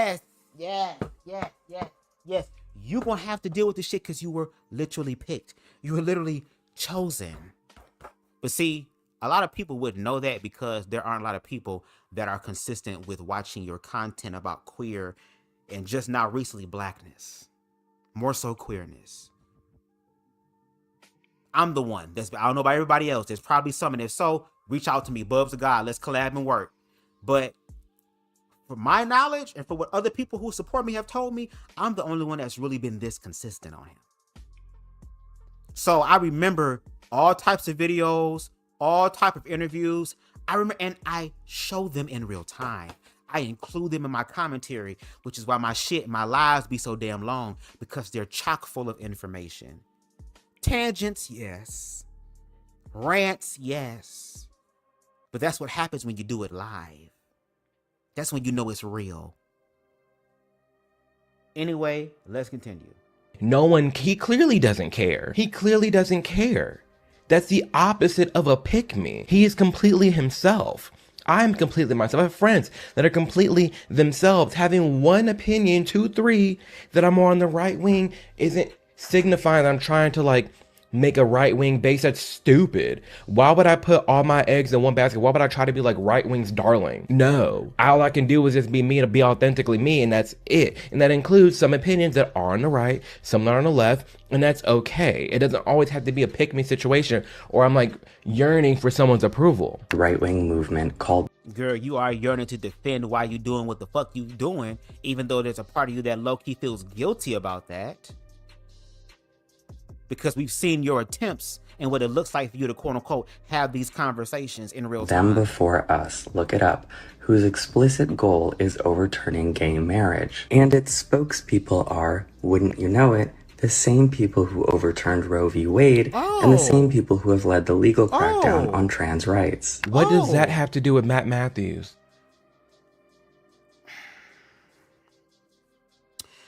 When you listen to the people that he just fucking named, Amir, if you sit down and actually listen to what the fuck, and I listen to shit with captions on, because bitch, I want to be able to know exactly what the hell you talking about, because when I get up here and talk shit, bitch, I'm gonna make sure I'm objective and informed as possible. When you sit down and listen to those individuals, like Matt Walsh, I think that was the first dude, okay, who looked like his ass worked for Falcon Studios getting plowed his damn self, bitch.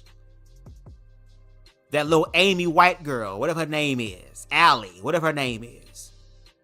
When you listen to them talk, they say certain words. They use certain terms, buzzwords, if you will. Then when you speak, you literally reiterate their talking points by using the same fucking words. And again, Amir, he didn't say your motherfucking name. But you ain't the only person blocked, because you're not the only queer conservative out here doing this shit.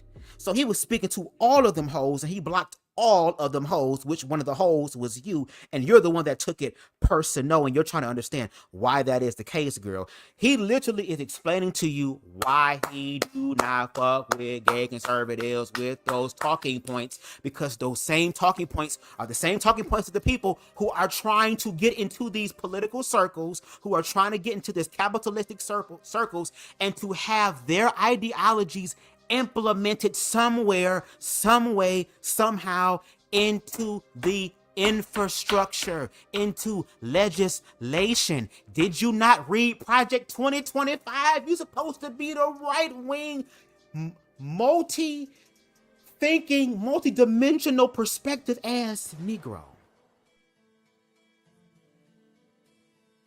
Is there a video on your platform where you break down Project 2025 for us? Did Blair White? Ooh, girl, I want to be shady right now, but I ain't gonna give her a stray. Does she have a video on her platform where she speaks about Project 2025? Does the normal gays have a video on their platform where they're breaking down Project 2025? Because the things that they are going to accomplish, and I'm saying going to accomplish because if you look at where we at now, it's scary as fuck, girl, was right there. And for people who believe in esoteric stuff, in order for a spell or incantation or some sort of methodology or ideology to work, there has to be a lot of confusion and lies, but enough truth to where people are not going to question it and people play into it. Baby, this shit is serious. There are people that I'm subscribed to right now, girl, who are now having a Christian arc, and they're gay, and now they're questioning their sexuality. One of them is a famous not famous, kind of famous, I ain't gonna say his name, girl, but he's a well-known singer, and I'll just say this. He was on a web reality show. He wasn't on there for the whole scene, but just one part, and now he's putting up Christian posts about denying the flesh.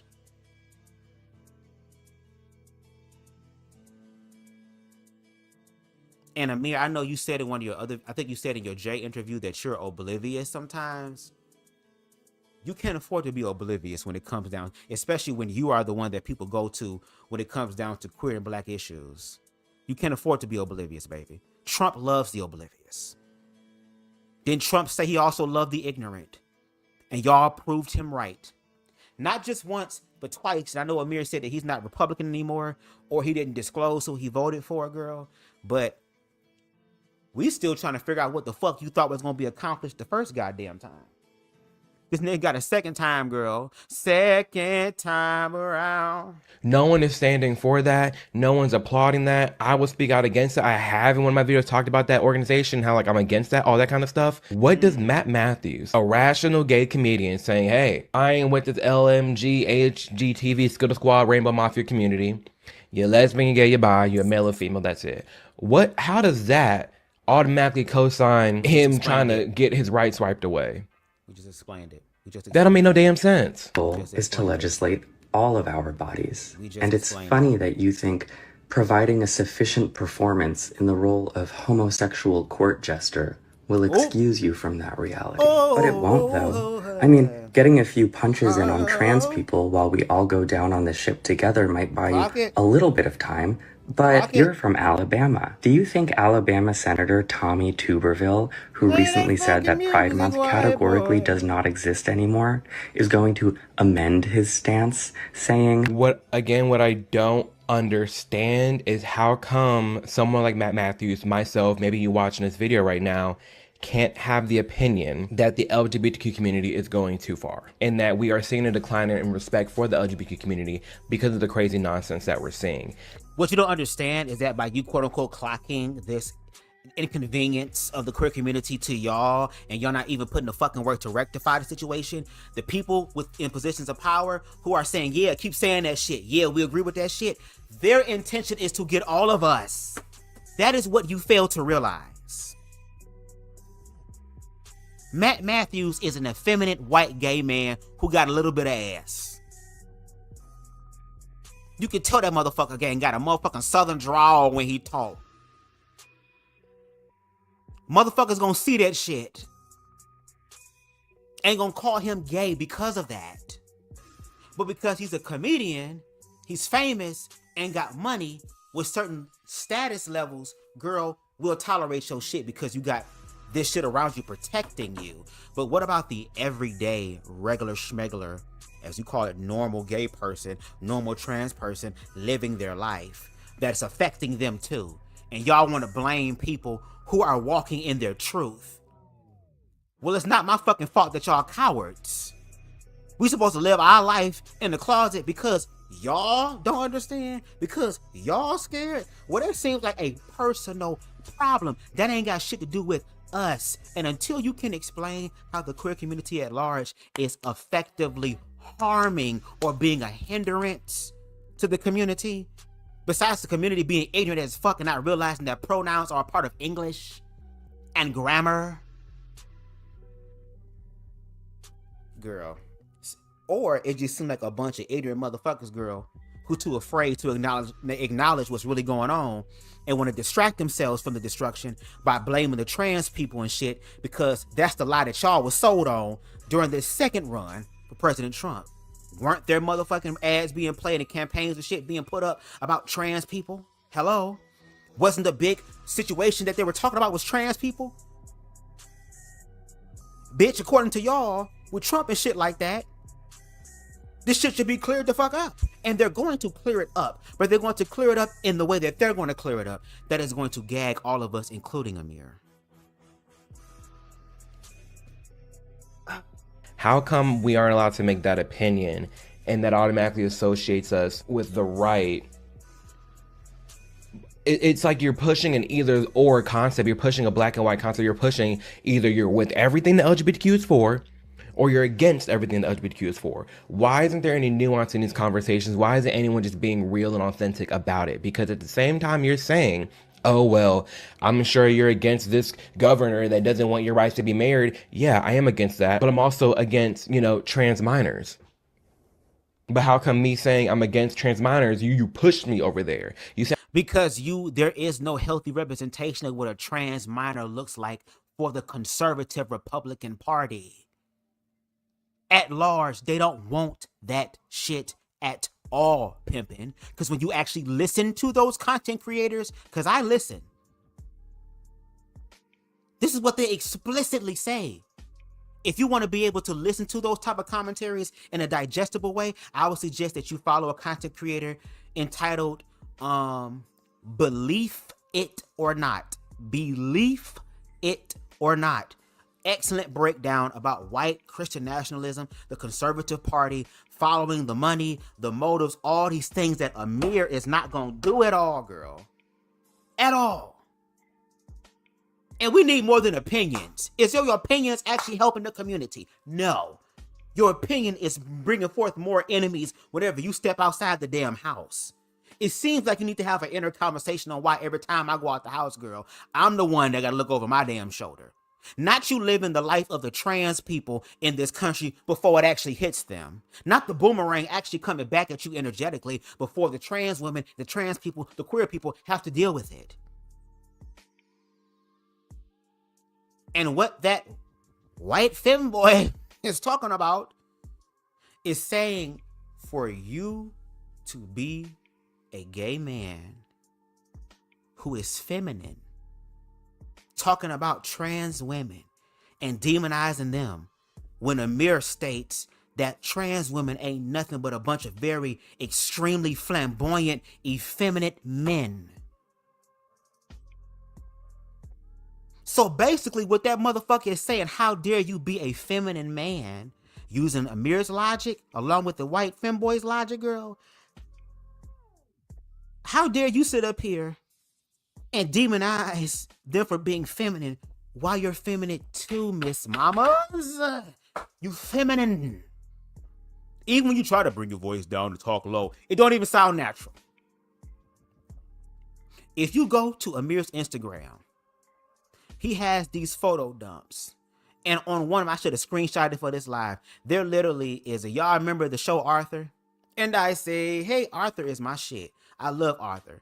Because there was a point in time growing up we didn't have cable, girl. So PBS, UPN, WB was my shit, bitch. No shade. There's literally a picture, a screenshot of Arthur getting a big ass slice of chocolate cake and putting it in his mouth.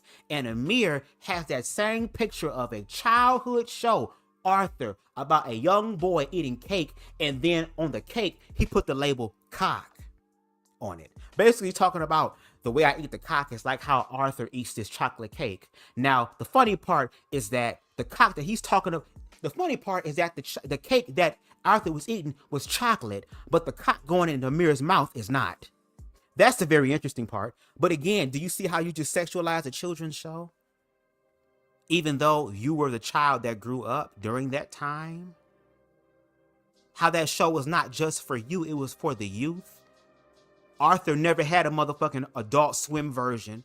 And the only way we're gonna get an adult version, girl, is if we look up the dubbed over versions of Arthur, where they talking real nasty and freaky, bitch, to show that even adults sexualize kid shit. Baby, there are so many things we can go down with this context and nuance, baby.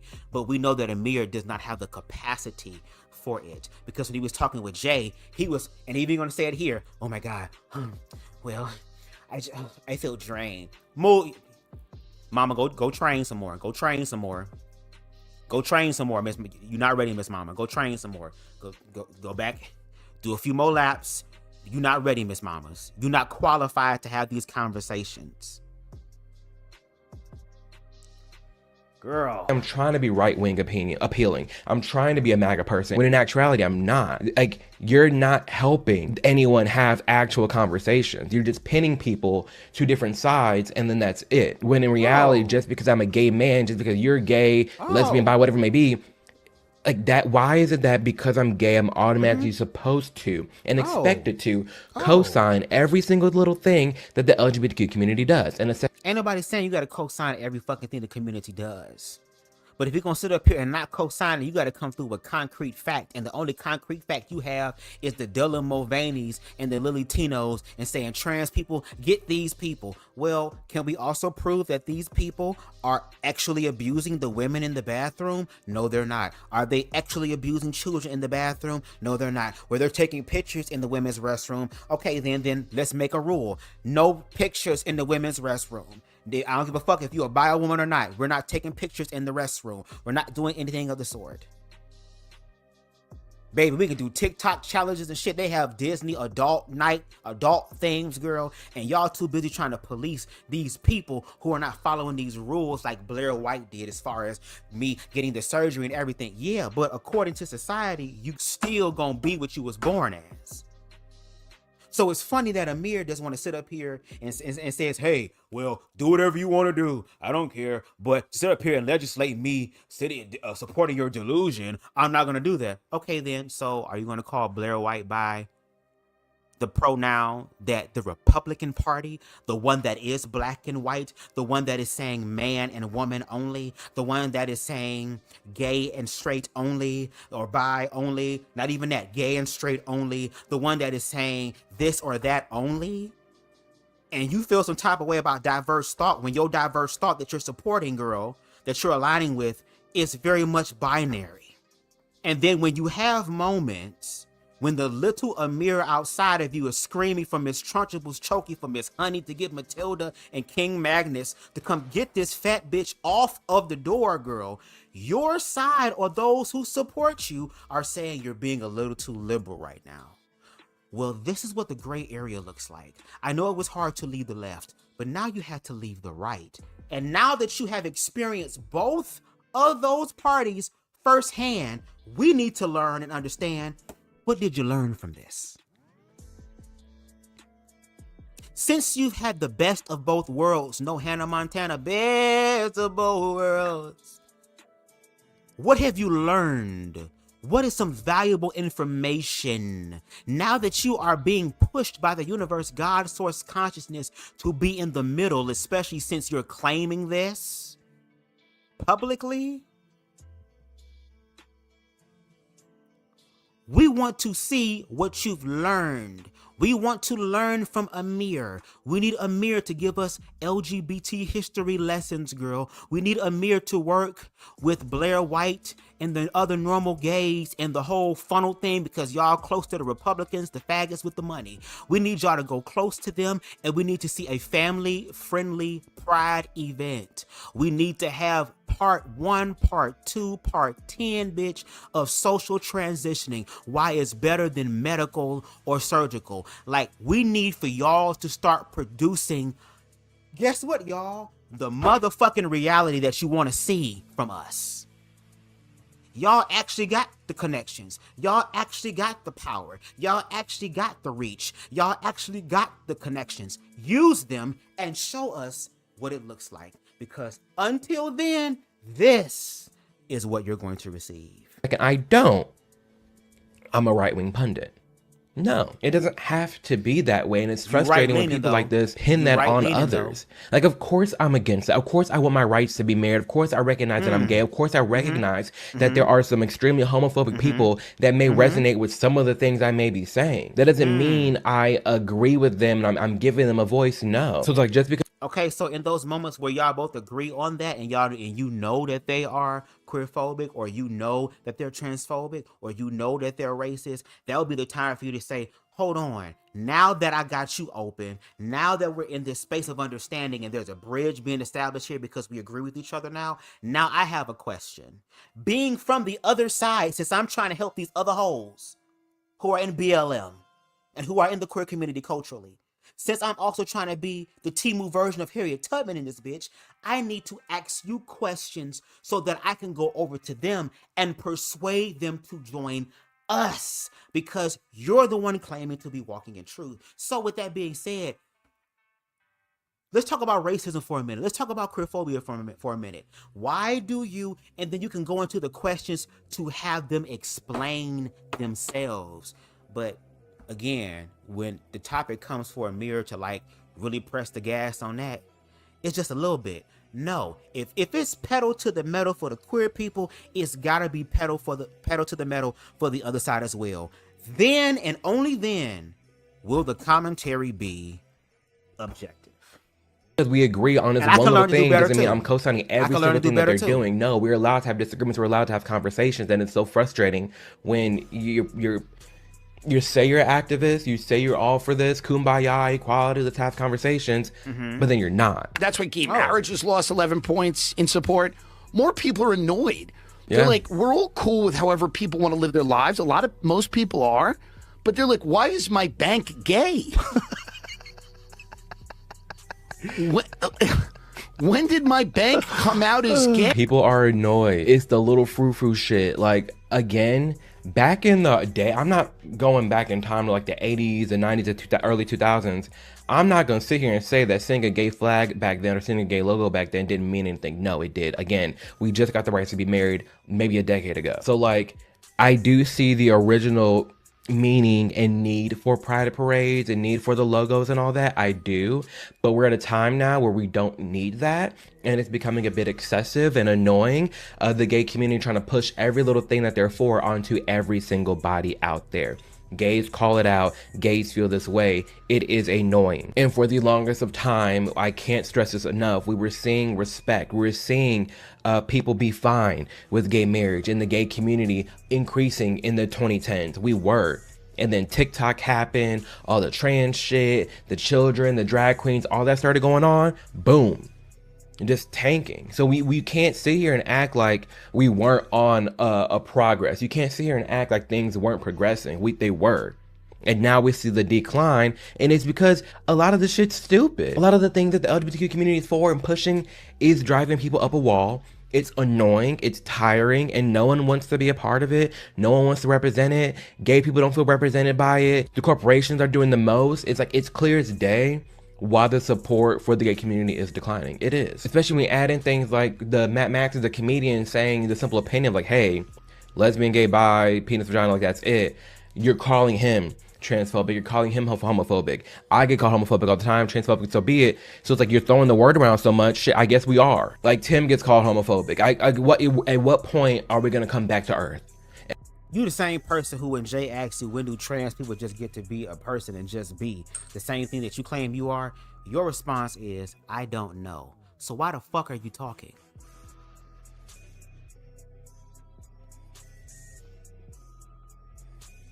Because in this system, no matter what you do, it will never be enough.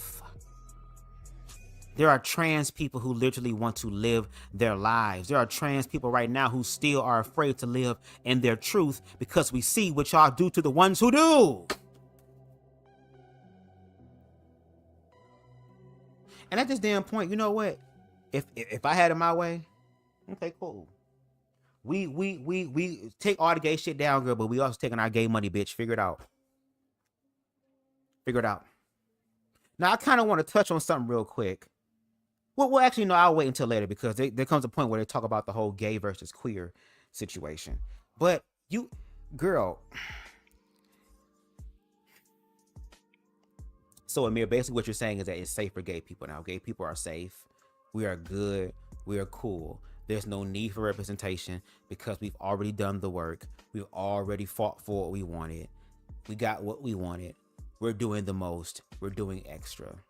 Well, if the TQI was just a problem, then y'all wouldn't be lumped in by society with the TQI. And it's very hard to believe that there's a separation when your ass states later on that trans women are nothing but just very effeminate gay men. How is that? At one point, we're going to come back to common sense and actually have a conversation. The reason why the gay community is oppressed and hated so much, especially here in America, is because a lot more people are gay, but they are afraid to stand in their truth. And so they see the community living so proudly, and they can't fathom how they can do that, and so they hate them into oppression. Yes and no. Are there closeted people that have internalized homophobia, whatever it may be, that hate gay people because they're allowed to be out and proud and be themselves? Yes, I've seen this before in person. This has been used against me all the time. I've seen that. That is a real thing. However, there is also a decline because of the basic shit that we see every day around us. There is a valid decline because, again, the communities are literally different. What was once the LGBT community is now the LGBTQIA++S update type shit community. They're literally different names, different flags. And with that being said, it's evident that there's a lot of people that was in support.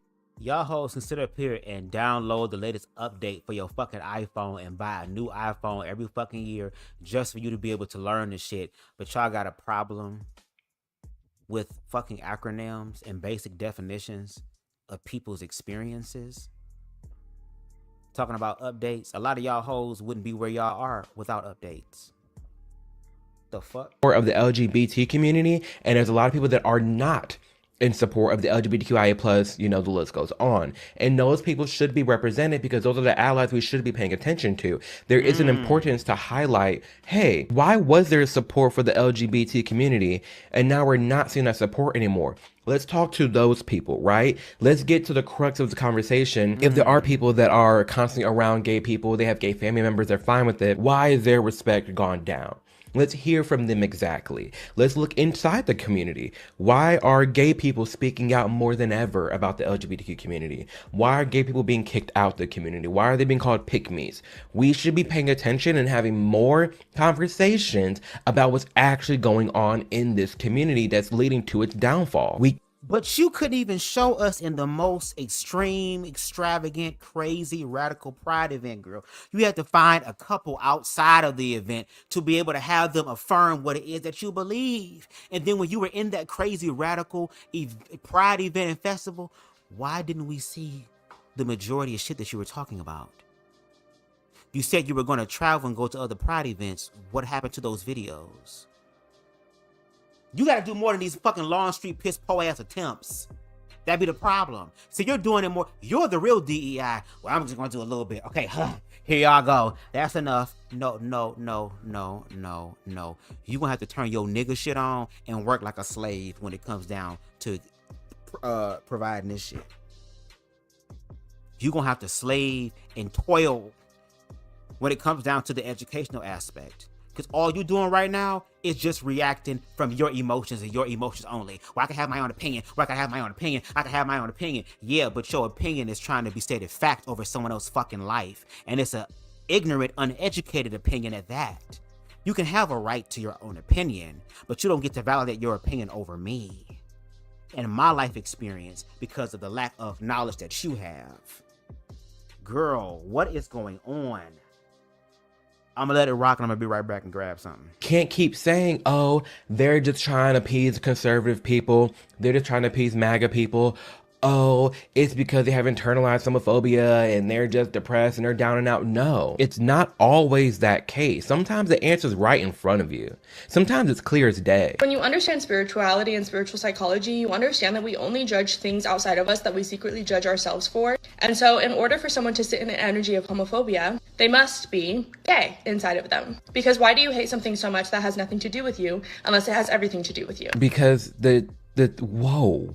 because we have seen the LGBTQIA plus community advocate for things and try to make laws to have rights to do certain things like the dancing in front of children, the reading to children, the sports. Like, those things do have to do with us. Those things do have to do with society. You can't just say someone's gay because they care about gay issues. No, they care about gay issues because it's gay people trying to enact different laws and trying to be in certain spaces that they don't need to be in. It's like, people with this mindset, to me, are dangerous. But when I say dangerous, I just mean almost like borderline dystopian. Like, it's kind of scary that someone can put themselves in this mindset and just write off everybody else based off of their own worldview and what they've got going on. This or that mindset, and oh well, it has to be this because of this. That is very toxic, and I'm sick and tired of living in this world again where so many people are just living in the binaries. Like, I'm over here on this team, I'm over here on this team. No, what about the middle? Hold on, let me finish eating this damn cup. Hold on.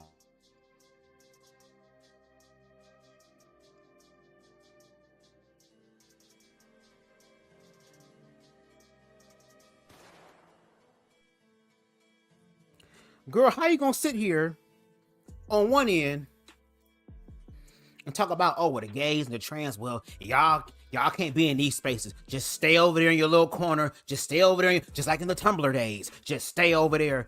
But then when people are in the binary and it's, oh, it's this, or it's this. Now you want to be in the middle. Which fucking one is it? Which fucking one is it? Do you want to be in the middle or do you not want to be in the middle? Which one is it? You got to make a choice at this point.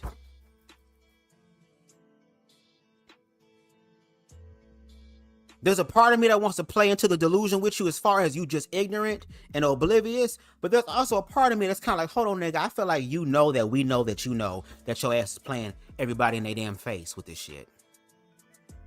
Because you have an opinion. And all we're saying is, if you're going to have an opinion, especially in this time and era where this administration loves ignorant shit and mis and disinformation, baby, you got to speak factually, because there are some people that will take your shit and run with it to where it becomes more destructive for other people. And you said in the live, delusion, mental illness. You're going to talk about, what's the shit they call, girl? Mutilation. You say these buzzwords that are stated on Fox News, girl. Sitting here talking about the medical and the surgical aspect of transness, but completely deny, no, we ain't got no videos on the social aspect. Like, what the fuck is going on? Why can't we just actually, again, have a conversation about the nuances in between? And the reason opinions like that kind of like frighten me a little bit is because we see how easy this kind of toxic mindset shows up in a lot of different spaces, even within our news stream. Now, there has been updates. Girl, you can go to his channel for that shit, because he only just uses ground news for promos and never uses it for his actual content, which would actually be more constructive. If you don't want to be sucked into the mainstream media and how toxic all these like news sites can be, be sure to check out Ground News, because it will save you a lot of time and stress. I'm not gonna hold y'all. At this point, I'm gonna have to accept the title of transphobic. Let me start here. I don't care what you do to your body. I don't care who you sleep with. I don't care what clothes you put on. This is so many people. You guys, like, you're literally alienating all the different allies that you have out there. This woman's flat out saying, you know what, at this point, I guess I am transphobic. I guess this is who I am. And then she's listing off, I don't care what you do as an adult. I don't care who you sleep with. I don't care about any of these things, but we're gonna see what else she has to say. But off the bat, like, you have so many people right now self-declaring the things you keep calling them. Don't care. But there are certain things as a natural-born woman that belong to natural-born women. Hello. I'm not gonna say cis women because I hate that cis term. I'm just the woman. Trans women can never understand womanhood in its entirety. You don't have a period. You don't carry a baby. You don't have a uterus. You don't have ovaries. Certain things they just don't have. Yeah. So they cannot relate. Y'all ask us to call y'all she. We do that. Y'all ask to come into our bathrooms. We do that. Y'all ask for us to respect y'all. We do that. But everything that we ask for, it's, oh, no, we're not doing that. We get to do what we want. People are annoyed. People are tired. People are frustrated. And they're just like, you know what? I've tried my best. I've tried to be an ally. I've tried to participate on different things. But you keep pushing it and pushing it and pushing it where you're making people miserable. You are. And this is why channels like mine exist. Blair's, Normal Gays, Brad, Clarkson, Misha. There's so many people out there that are like sounding the alarms as gay people, as trans people, saying, yo, y'all need to stop. You do.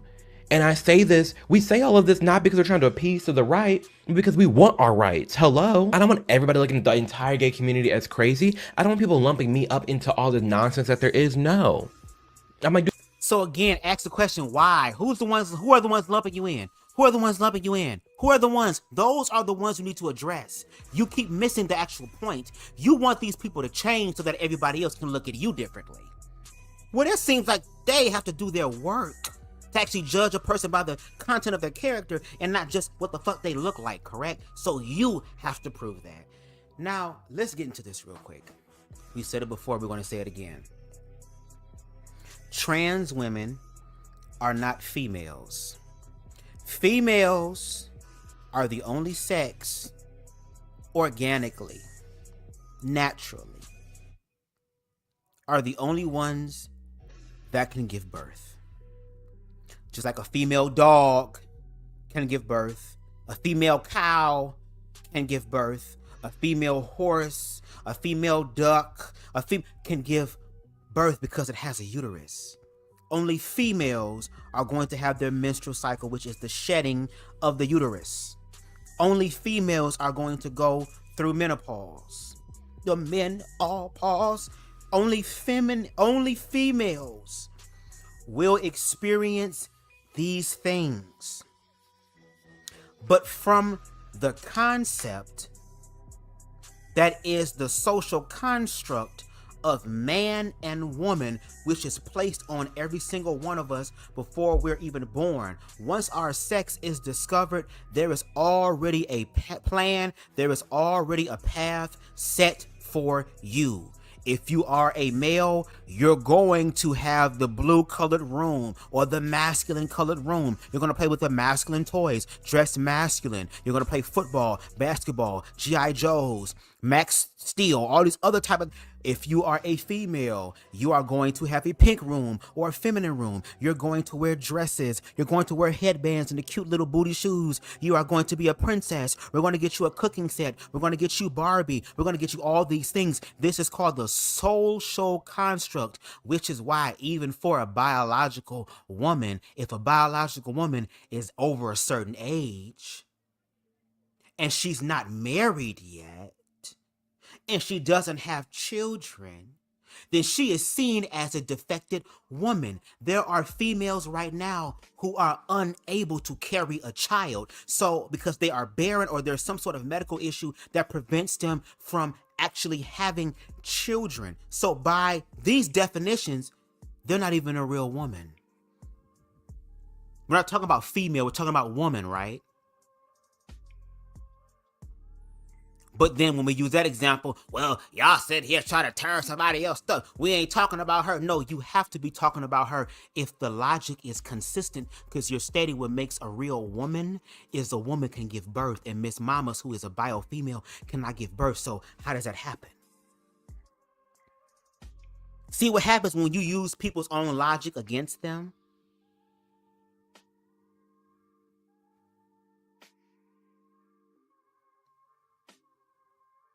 Like, I'm trying to understand. There are plenty of trans women that have stated they don't want the menstrual cycle. They don't want the womb. They don't want those things because they're showing up in the social construct of what a woman is. Again, the social construct that was put on all of us before we even came to this world and was expected of us to follow while we're in this world. I am a cisgendered, same gender loving man who possibly has the capacity to be attracted to somebody who is a trans man. Because again, we're not all monolithic, and there are intersections. There are experiences and things that happen in your life that can change the way that you think and maneuver throughout the fucking world. It's called evolution. You ain't got to do it if you don't want to. And let's talk about the real issue. I feel like the real issue with bio women and trans women is the fact that the motherfucking cis man is gonna fuck both of y'all. And y'all gonna fight over each other while he continues to fuck both of y'all. And it seems like y'all got a bigger conversation that y'all need to have instead of fighting over some dick who would not choose either of y'all. PR damage control for the gay community, okay? Because I want people like her to stay around. I want people like her to keep respecting me, keep acknowledging me. Like, I want that, but you're pushing this away by being so damn demanding and crazy and just acting like whiny bitches. Y'all can say whatever to us and make yourselves come into our spaces and we accept it. But when we say, hold on, that's too much, it's no respect there. Yeah. At the end of the day, cis women, if y'all want to give us a title, we're born this way. There's things we go through, we cannot change. We were here. You made a choice to come over here. So when you come over here and we're accepting, but we say, hey, here's a little rules or a little bit of things we just kind of keep to ourselves, why can't y'all accept? And I feel like that changed too when they started saying trans women are women, trans men are men. So when they started saying that, they're like, okay, that gives them cadence to do whatever they want to do and say whatever they want to say because they are a woman. When in actuality, they're not. Like, trans women are women. They're not females, but they are a woman under the umbrella of woman. Trans men are men. They're not males, but they're men. That is so easy to understand. And on top of that, how is a trans woman or trans man taking away from your personal anecdotal experience that is objectively harmful? I would love to know that. Literally erased all boundaries that I feel like we did have. And now they're just gone. And because there's no boundaries, because anybody can be whatever they want to be, say what they want to say, you end up in this like lawless land where nothing makes sense. And now, because nothing makes sense, shit, people calling it out. We keep asking, stop calling us women. I absolutely hate that term. Y'all won't do it, but y'all used to call y'all shit. And we call you because that's who you know, that's the identity you want to go with. Cool, fine and dandy. I'm gonna call you, but if I tell you stop calling me something, why y'all listen? Like, yeah, it's like, again, they're being so, they as in like more like the liberal trans route are being so demanding. You need to call me she, it's ma'am. And then like you have biological women saying, okay, well, I'm a woman. You're a trans woman and I'm a woman. I'm not a cis woman. I'm a woman and you are a trans woman. And you're like, no, you are cis. You are cis. It's like the left eating the left. You're being so demanding and you're being so demeaning to where now the same people that were your allies, the same people that were respecting you, catering to you, providing. Just say bio woman. It's still, they're a biological woman. Even if there's a trans woman, is what type of woman are they? They are a woman of trans experience. That's the umbrella. And again, females have things that males will never experience. and y'all feel some type of way because the trans are okay with that. And at this damn point, if that's the problem, girl, have these motherfuckers go through initiation cycles or rituals and shit, girl. Do something that's girl, you want to be accepted into the pack, girl. Then for 9 months, I'm gonna need your ass to carry these damn things around your stomach. You go drink salt water and all this shit. If you can get through these 9 months, girl, welcome to the sisterhood. Do you see? Oh my God. And since y'all don't like scientific terms, academic terms, higher learning terms, okay, we're not going to use cis women. We'll just say biological woman. You're a biological woman.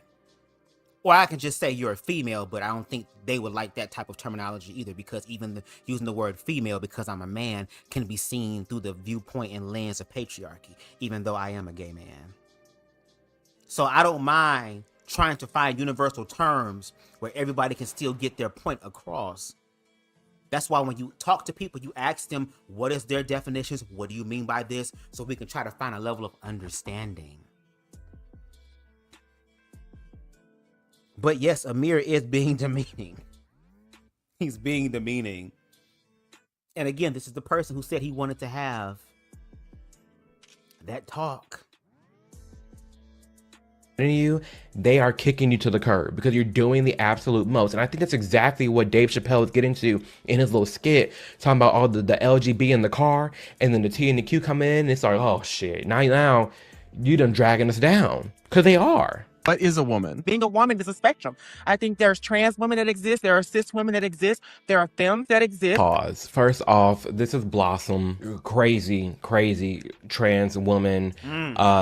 I actually have been texting her. I may get on the podcast. She recently did the podcast with Normal Gays, Brad and Clarkson, and she commented on me just a little bit, and I reached out to her, and I'm like, okay, are we finna sit down and have a chat? So that may happen. So let me know if you want to see me sit down with a radical, black, liberal trans woman and hash it out in person. Because I will. Be nice.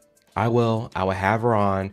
But let's see what she's saying about being a woman. Woman is someone who identifies in their femininity, somebody who is an essence of just their well-being, of just who they are. You do not have to have to identify as a woman. You do need a succinct definition of woman. Yes. And if it's not going to be adult human female, which is what you were talking about, like where you'd have to have a female reproductive system, we could say, then you need a definition. And I don't think that in your essence of femininity could really constitute a legal definition to go in a law or something. Exactly that. Brad's spot on with that. Because again, like no one can actually sit here and define woman. They're just like, oh, it's just an essence. It's just a vibe. Being a woman is not a vibe. Yeah, there are feminine aspects, especially in culturally in America's terms. There's an essence, there's a vibe like what a woman is. Sure, like, you know, women things, man things, feminine energy, masculine energy. I get that. But do you? There is still women. There is still males. You are a trans woman. That's fine and dandy. It is. But like, we should still have a definition of what a woman is, and it's a biological female, point blank period. I think that's fine to say. That can be the basic original definition that can still be honored. But just like a lot of words in the dictionary, they have multiple meanings. They all mean something. It does not take away from the meanings of these fucking words. So, woman, yes, and we said it. The basic definition is adult human female. You're absolutely right. Is that the only definition? No. Because when we talk about these definitions, they are from a descriptive. Now, I don't know if we're looking from a legal aspect that would be considered prescriptive. But again, from the social construct, because hell, there are plenty of motherfuckers that can look at me, Amir, and them two white homosexuals and say that we're not men. Literally, I was on a whole platform with other black hetero men that told me that I'm not a real man because I dropped out of manhood because I'm too busy cornholing other men. But does that stop me from living my life? No. I wouldn't want them to put no laws in place to prevent me from that, even though there are people who think the same way that they do, who are trying to enact laws for shit like that to happen. And again, I want to see the harm. I want to see the harm. And I think this is the part where Amir explains his perspective on trans women, I believe. It is. It's fine to say that there are biological women. It's fine to say that you are a trans woman, which in actuality, a hyper feminine male. That's what you are, with respect. Like, you are a very feminine man. Oh, wow. That's not hate. That's not disrespectful. That's just actually like the pure definitions of what you are. You're a trans woman, which is that. So I can acknowledge that, but we can't sit here and just remove definitions, remove language just to make you comfortable in your own delusion of what you want to be in the world. Again, with respect, I have trans friends. It's a very interesting thing. It is. So what are the conversations with your trans friends like? Are you calling your trans friends who they are by their biological sex, or are you making the choice to honor their pronouns? And if you honor your friends' pronouns, we know you're being completely biased. No, nigga, stand in your complete truth. Next time you see Blair White, don't say, hey, sis. Say, what's up, bruh? What's going on, Pimpin'? How's it hanging? Pimpin'. You need to start talking to her like that. If we're going to remain with your stuff and them dealing with their delusion, so you're actively honoring your trans friend's delusion. You're actively honoring Blair White's delusion.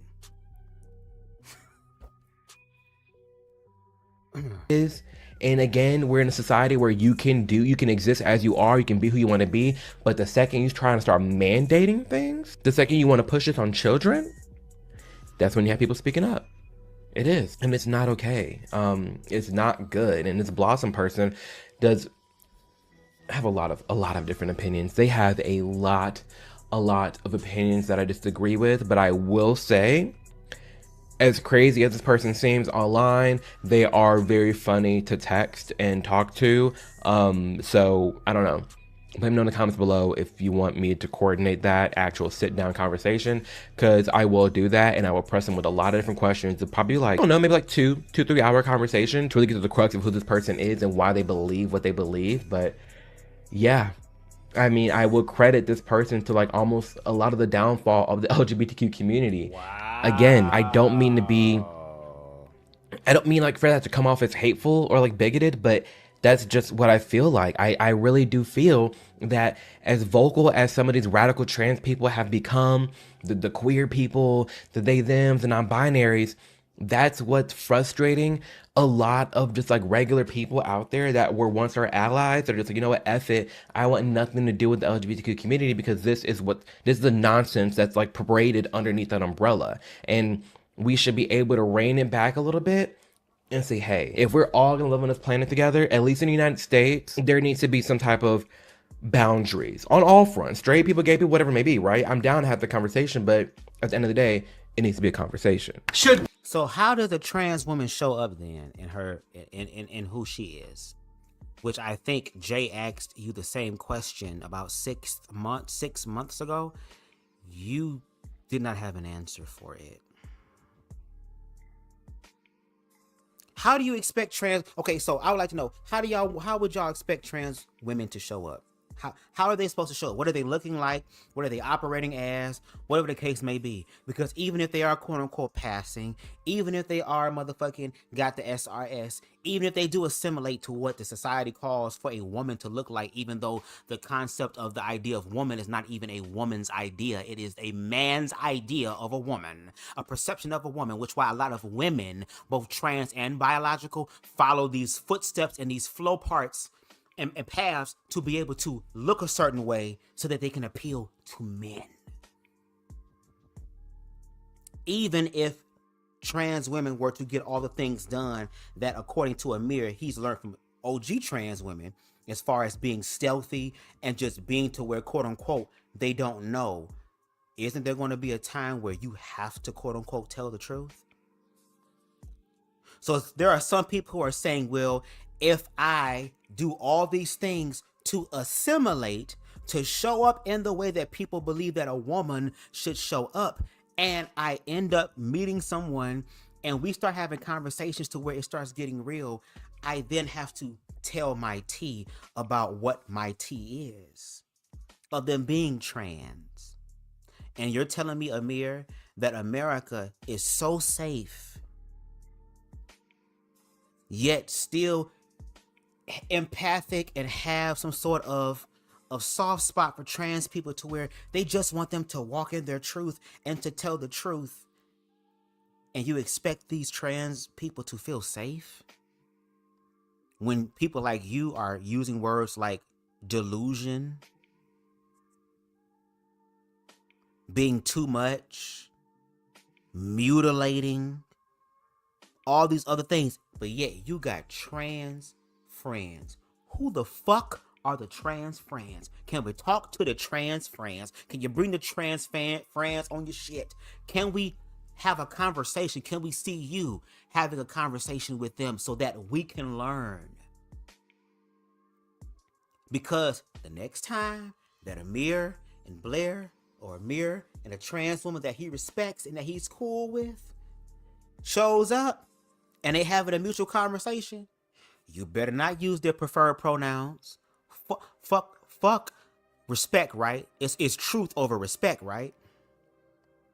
You're not gonna confirm and motherfucking collaborate the goddamn delusions of these people who believe that there's something that quote unquote you're saying that they're not. I need for you to hold that across the board. So the next time you're in front of Blair White, I better not hear no she and her. I don't even want to hear no they. And don't even try to break your goddamn neck and do all these mental gymnastics to continue to call your friend Blair. Just say it how you see it, pimpin', for what you call it to be. Queer people sanitize themselves to fit into a straight society, or should we just change society? I think this is the core of the gay versus queer debate. Forget... That's queer. Really, that's gay. But for the sake of this argument, this is queer, I am gay. And truth be told, we're gonna let this guy speak. This man, we're gonna hear from him. But I just want to put in my 2 cents and say that when someone is homophobic in 2026, it's really away from people like this. They just don't like people like this. I'm not saying this person can't exist as they are. I'm not saying this person can't be a feminine man. I'm not saying this person can't be all frilly frally, very drama coded, very just gay. They can be that. But if there is someone that sees this person and is like ill, it's not because they do a man. It's not because they're actually gay. I really do feel like it's because of this vibe and what the gay community is. Keyword community, it's like, I don't know, the country community, EDM community, the knitting community, the rock climbing community. Like that essence, like this type of vibe or person is just, people don't get along with that. And someone not getting along with this person, someone not liking all the rainbows or the frou-frou shit, the oh my gosh, queer versus gay, someone not liking that doesn't automatically make them homophobic. It's the same way, like, I don't vibe in like the country clubs, like the yeehaw and they doing the stepping, the line dancing and shit. I don't like any of that. That's not my cup of tea. And just because I don't hang out with those people and I don't do what they do, that doesn't necessarily mean that I hate them. You don't like country music until Beyonce did Cowboy Carter, and you bringing your ass around trying to do them damn line dance. Here your ass come. Now you into it. Now you into it. But the difference between your example of talking about this person and somebody in the country club is that you're not walking past the country club talking about some, ew, oh my God, like, I hate those line dates. See them boots? Oh my God, them boots. And oh my God, like, oh, let's go. Like, I just can't deal with it. Turn the lights down low. They don't even play no good music. I can't get ratchet and jiggy to this shit. Let's go. You're not saying ew to them. And no shade, I don't have a problem with people like this because when I was in high school, I was friends with people like this. I was very much a drama club nerd. And the drama club niggas was the realest niggas I ever met because they're not trying to assimilate. They're really being themselves, which got the other hoes shook. Now, no shade. If the other people want to say ill to these people, then don't get mad when the motherfuckers say ill back to you, bitch. The fuck? You looking at hoe? Don't get mad when you get that. You should have kept your motherfucking mouth shut and kept it moving, or talk your shit to where we can't hear. But since you want to sit up, it's like y'all want to say ew and you don't want us to say nothing about it. Fuck that. If this the route we going down, I advise everybody to open their motherfucking mouth and talk all they damn shit, bitch. We both about to be in this motherfucker. Talking all of our shit, Miss Mamas. Every single one of us.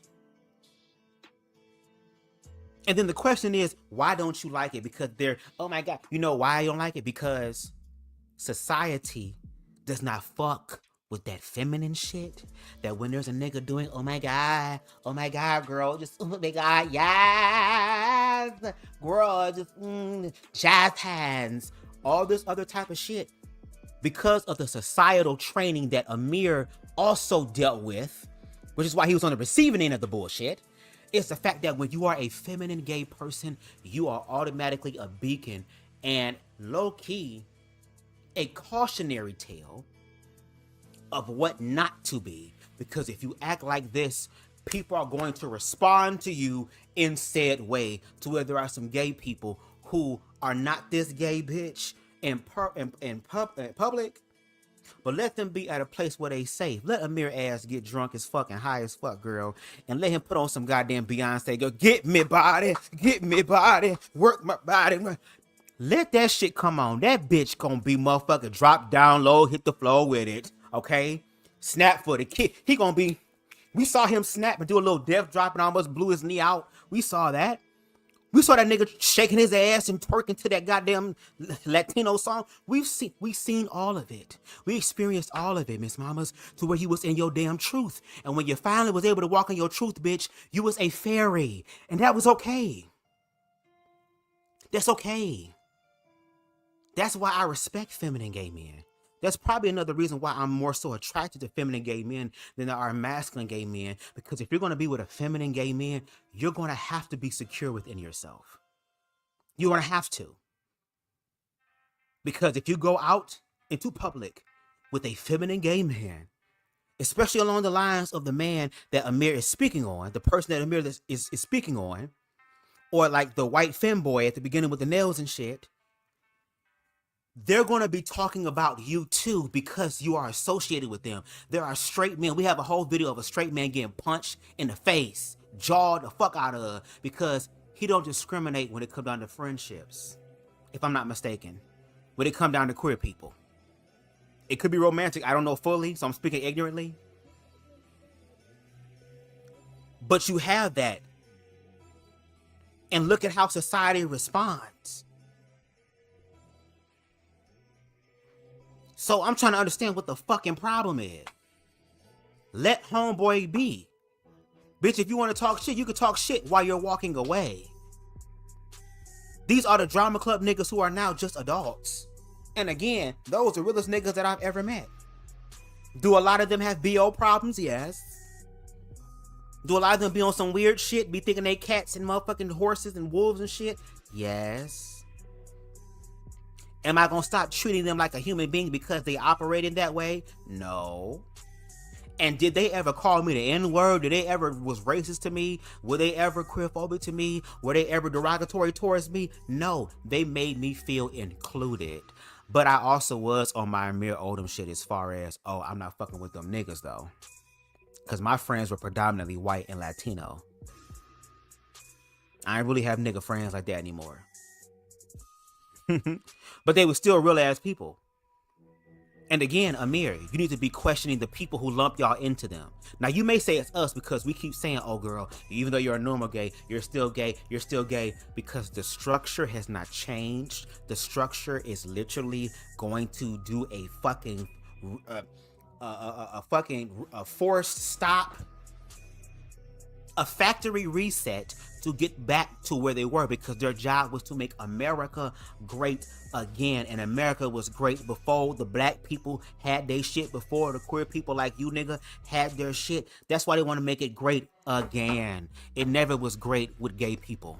It was never great with trans people. It was never great with black people. That was the hope. That was the goal, that we could be this melting pot of the world, because there are other people from other countries literally dying trying to get the fuck over here because they have been told that America is the land of opportunities, just for us to be a bunch of coward, spineless ass bitches that allow these motherfuckers to literally fuck all of our lives up right here, right now, not knowing when the fucking electricity grid gonna shut the fuck down. I could be talking right now and this bitch goes zoom and it's all gone.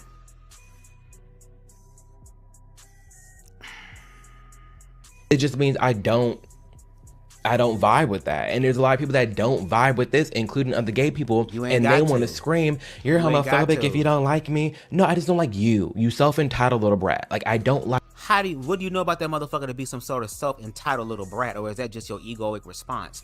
Did you talk to this person? Did you quote him? Do you know him? No, you haven't. You're making a broad generalization on them. They want to have the nerve to feel some type of way when niggas do it to you. Do unto others like what your entity is, right? And that's what I think that's like the crux of the argument when it comes to gay people that don't like all the pride parades, don't like the hookup culture, don't like the gay clubs, is because it is very much a vibe. You go to any gay club in the United States, the world. I've gone to gay clubs across the world. You go to any gay club in the world, it's the same vibe. If someone doesn't like that vibe, doesn't necessarily mean they hate a person that does something with a guy. They more so just hate what this personality is and what they stand for. But that personality is attached to the reason why they like guys, because they're very flamboyant. They're very feminine. And it's a male doing this. According to you, trans women are effeminate males doing this. And society has taught them that they're not supposed to do that because they're defected. Which is why when you go out and you're in straight spaces and when you're around people and they find out that you're gay, you have to specify, I mean, well, I'm gay, but I'm not that gay.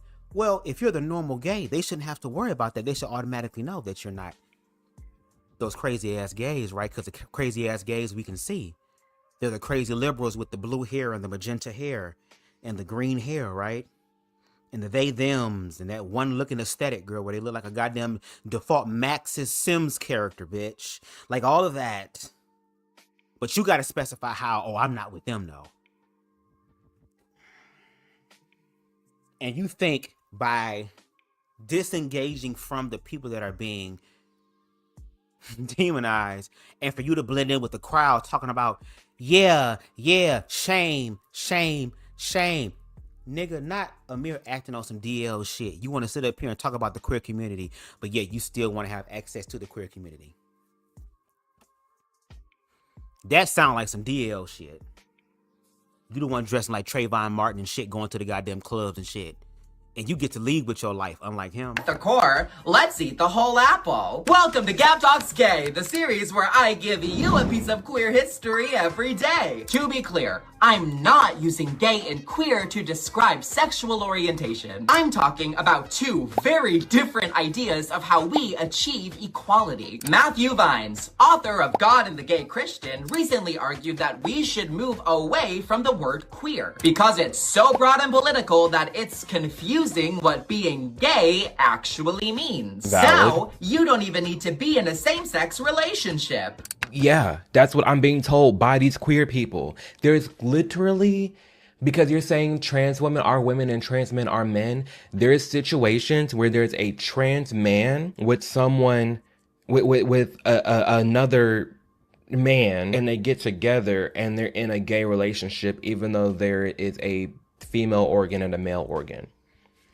We can call that pansexual, we can call that something different, but that's not gay. Like, they're not even the same sex. So how is that gay? Hey, Matthew, in response... Now, before we get into that with Matthew Vines, who, I remember him, I used his video before, he was the one that was debating Christians about being a gay Christian back in the day. Had millions of views, so again, shout out to him. But before we get into his perspective, I kind of want to talk about this whole gay versus queer things real quick, so I'm going to read it off my phone. The gay queer split isn't new. It's a 50-year-old fault line. The assimilationalist girl versus liberationists, Lord, tension predates the internet by decades. After Stonewall in 1969, the Gay Liberation Front pushed a radical coalition-based politics. They explicitly aligned with, guess what, y'all? The Black Panthers and the anti-war movement. While the Gay Activist Alliance split off specifically because they wanted to pursue gay rights through electoral organizing, rather than broader societal reform. That same fork work within the system for inclusion versus the rejection of the system's norms entirely is what's playing out today as gay versus queer. Queer itself has a specific history. It started off just like the N-word. It started off as a common insult aimed at effeminate gay men before radical activists reclaimed it in the late 80s, early 90s as a deliberately confrontational umbrella term, the way that I use it. So when Amir says he doesn't want to be queer-coded, he's actually invoking a real decades-old political distinction. He's not just naming it as one. So again, I want to give a little background on that split. Now, for me, if I had to make a choice, I feel like I will be part of the Gay Liberation Front, girl, because these are people who worked together and realized that all of us are being fucked. That despite sexuality, despite gender identity, despite your class, despite where you grew up, despite the color of your skin, we are all slaves to the rhythm, which is slaves to the fucking system. And these individuals were trying to bring awareness to these people, but there were also gay rights activists who, yes, even though there were people who are going to continue to work on the broader aspect that affects all of us, there were still some people who were still doing work in the areas that these communities individually still needed to work on. We cannot sit out here and fight anything on the outside of us and win if we do not strengthen what is happening from within. So I feel like both of those things, gay and queer, are the same thing. It's like queer is the umbrella and gay is like each individual umbrella arm that gives the umbrella its shape. If one of those fucking arms go up, or two or three, that can compromise the fucking umbrella. So that's how I choose to view it. Amir is looking at it from the point of, well, I'm just gay, I'm not queer, because the queer people are fucking all of us up. Maybe the queer umbrella is protecting the queer community, including you, Amir, from the motherfucking acid rain. And if you remove one of those arms or extensions of the umbrella, it compromises everything. And that is the one thing that you are missing, because you're so gung-ho on being separated. Go ahead and separate yourself. So when your time comes, there won't be a fucking community there to save you.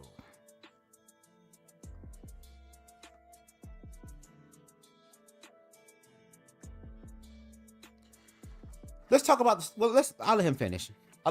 Go ahead. You said what, Amir? We almost done. Chase T. Anderson argues that being gay but not queer locks us into how straight society wants us to act. No. For Anderson, queerness means radically fighting to take up space. You radically fighting to take up space. Again, it's that personality. Like, we need to separate the gay from the queer shit. Like, who I do and how I exist shouldn't have to deal or be like related to everything queer coded and queer related. I don't understand it. Just because I live in Nashville, Tennessee, doesn't mean I need to go yeehaw and line skipping every 2 seconds. I can't even name you about 3 country songs. I don't listen to it.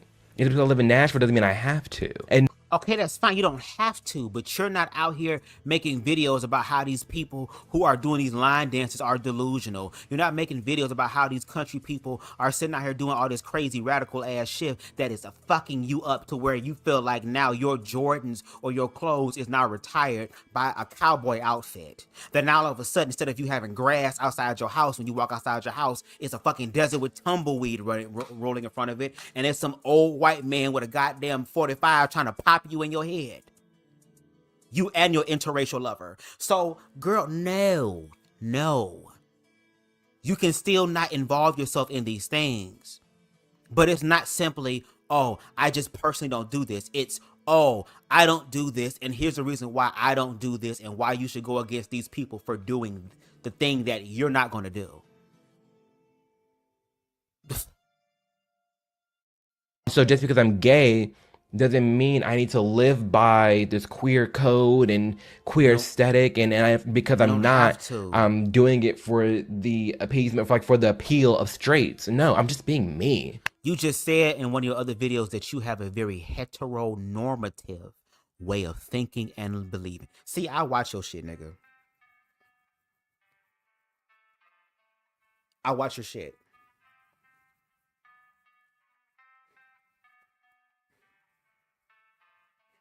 You be saying things, but you be forgetting what you said in the previous video that I bring up.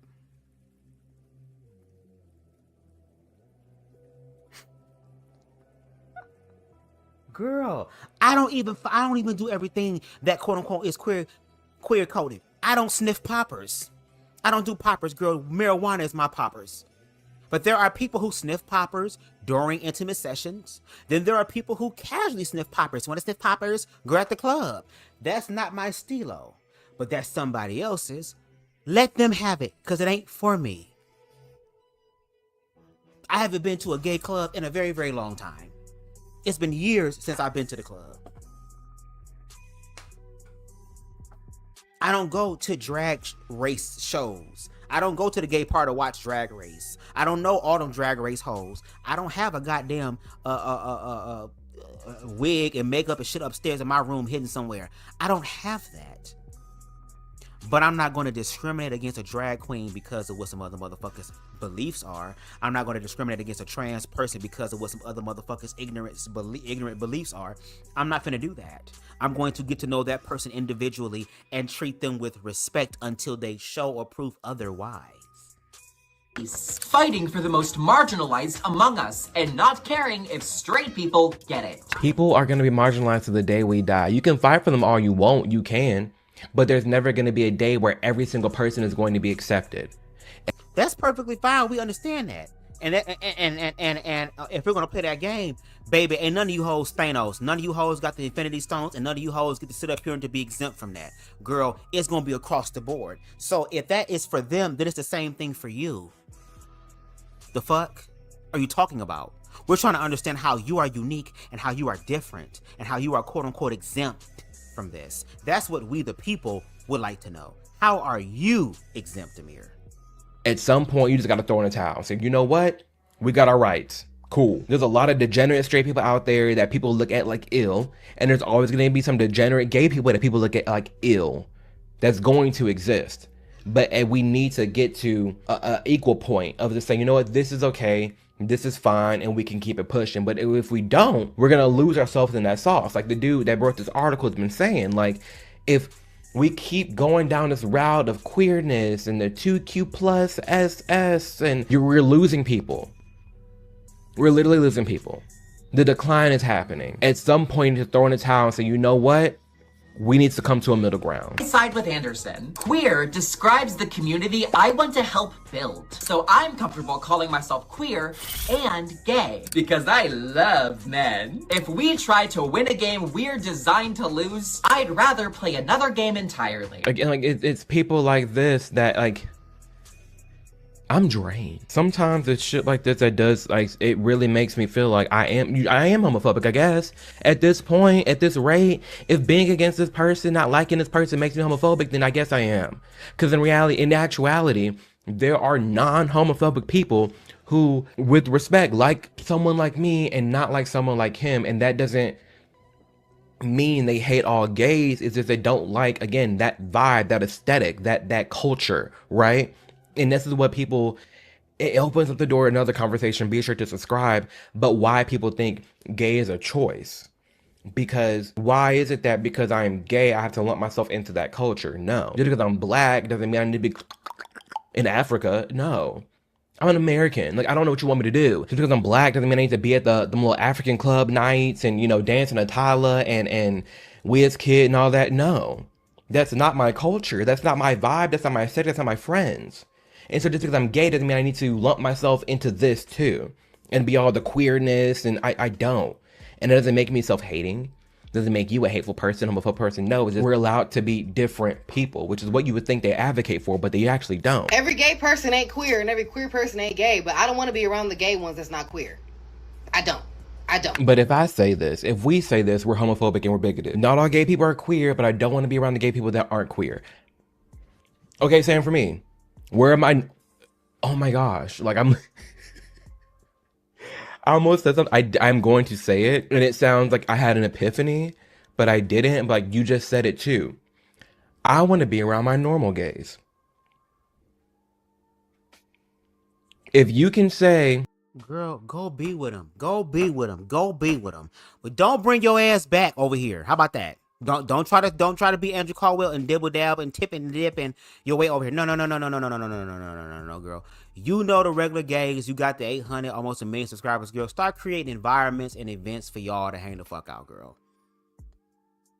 Stop putting your life on the line, trying to go to the club on a Beyonce deep cut night, afraid that you ain't gonna come back. Girl, you might as well just go ahead and create something to where you can be around the normal gays. Because again, the point you keep missing is that the people in positions of power are in alignment with what you're talking about, and they use you, whether you want to admit it or not, as a scapegoat or a shield to say that they're not queerphobic and homophobic, even though they're doing and creating the laws and putting things in place to actually walk out what it is that they think, what they believe, what they feel, what they have more authority in their own mind to legislate. And it's happening in small cities around the country.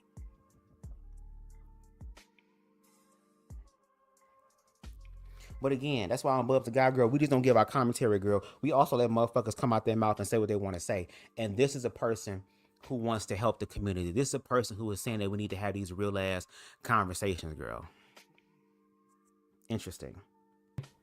that I want to be around queer gays only, then why is it wrong for me to say I just want to be around just like non-queer gays? How come she's not anything but I'm self-hating? How come other people are viewed as homophobic for just wanting to only be around like regular and chill gay people? If this is what we're gonna call it, if you want to be like this, if you want to act like this, and you just want to write off anybody aside that's not also queer, let's have this conversation then. Why is it wrong for me to say I want to be around normal gays? Why is it wrong for me to say I'm not a part of this TQ plus shit? I'm just gay. I'm minding my business. Why am I deemed hateful?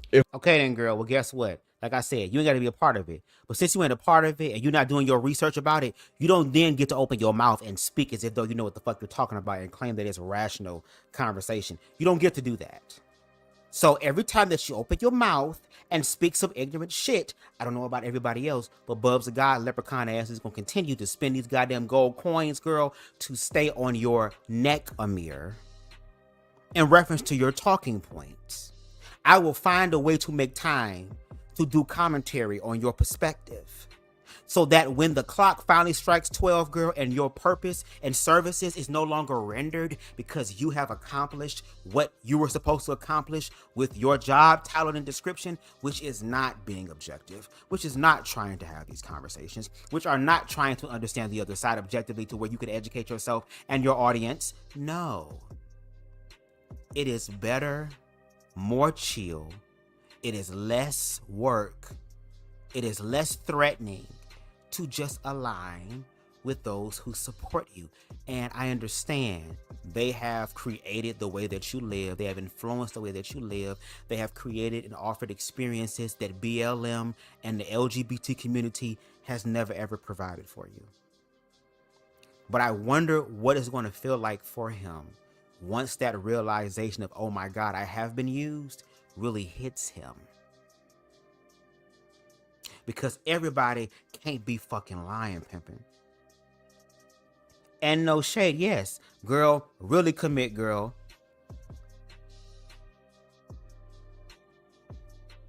If the trans people can't be in these public spaces because they're trans and the world ain't ready for it, then you also don't get to frequent spaces where trans women are allowed and have a safe space. How dare you? You don't get to be in the gay clubs. Go rent a boat. Go get a contract with a goddamn cruise ship like Tammy, Trailer Trash Tammy, Chelsea Lynn, who I love. They're weird as fuck, and I love weird people. They funny as hell. Go rent a motherfucking hotel out, bitch, and turn the hotel motherfucking showroom, bitch, into a motherfucking space for the weekend where all of the normal gays can get together and have conferences and all type of shit. Y'all can have y'all songs and be able to dance in peace. And if y'all do that, then maybe y'all will understand how trans women feel. The gag is that y'all will be able to have the money to put on these events and be safe. Meanwhile, trans women got to go out into the world and put their life on the line just walking in their truth since they're an adult and was told that when you 18 years old, 21 years old, you can do what the fuck you want to do. And hoes still got a problem? If we're able to identify and acknowledge that they're different, then they're different. Why can't we just say that? Food for thought. Very interesting. Because it's exactly how people be acting, and it's like, I call it out, we call it on this channel, other people's channels, and we talk about this. It's an issue, but she can say it and it's not. We are seeing in real time the difference between being queer and being gay. Yeah. Being gay is not a political identity. So when you hear gay men say LGB without the T, they're clearly showing us that their identity is not political. Thank you. That's what we've been trying to say.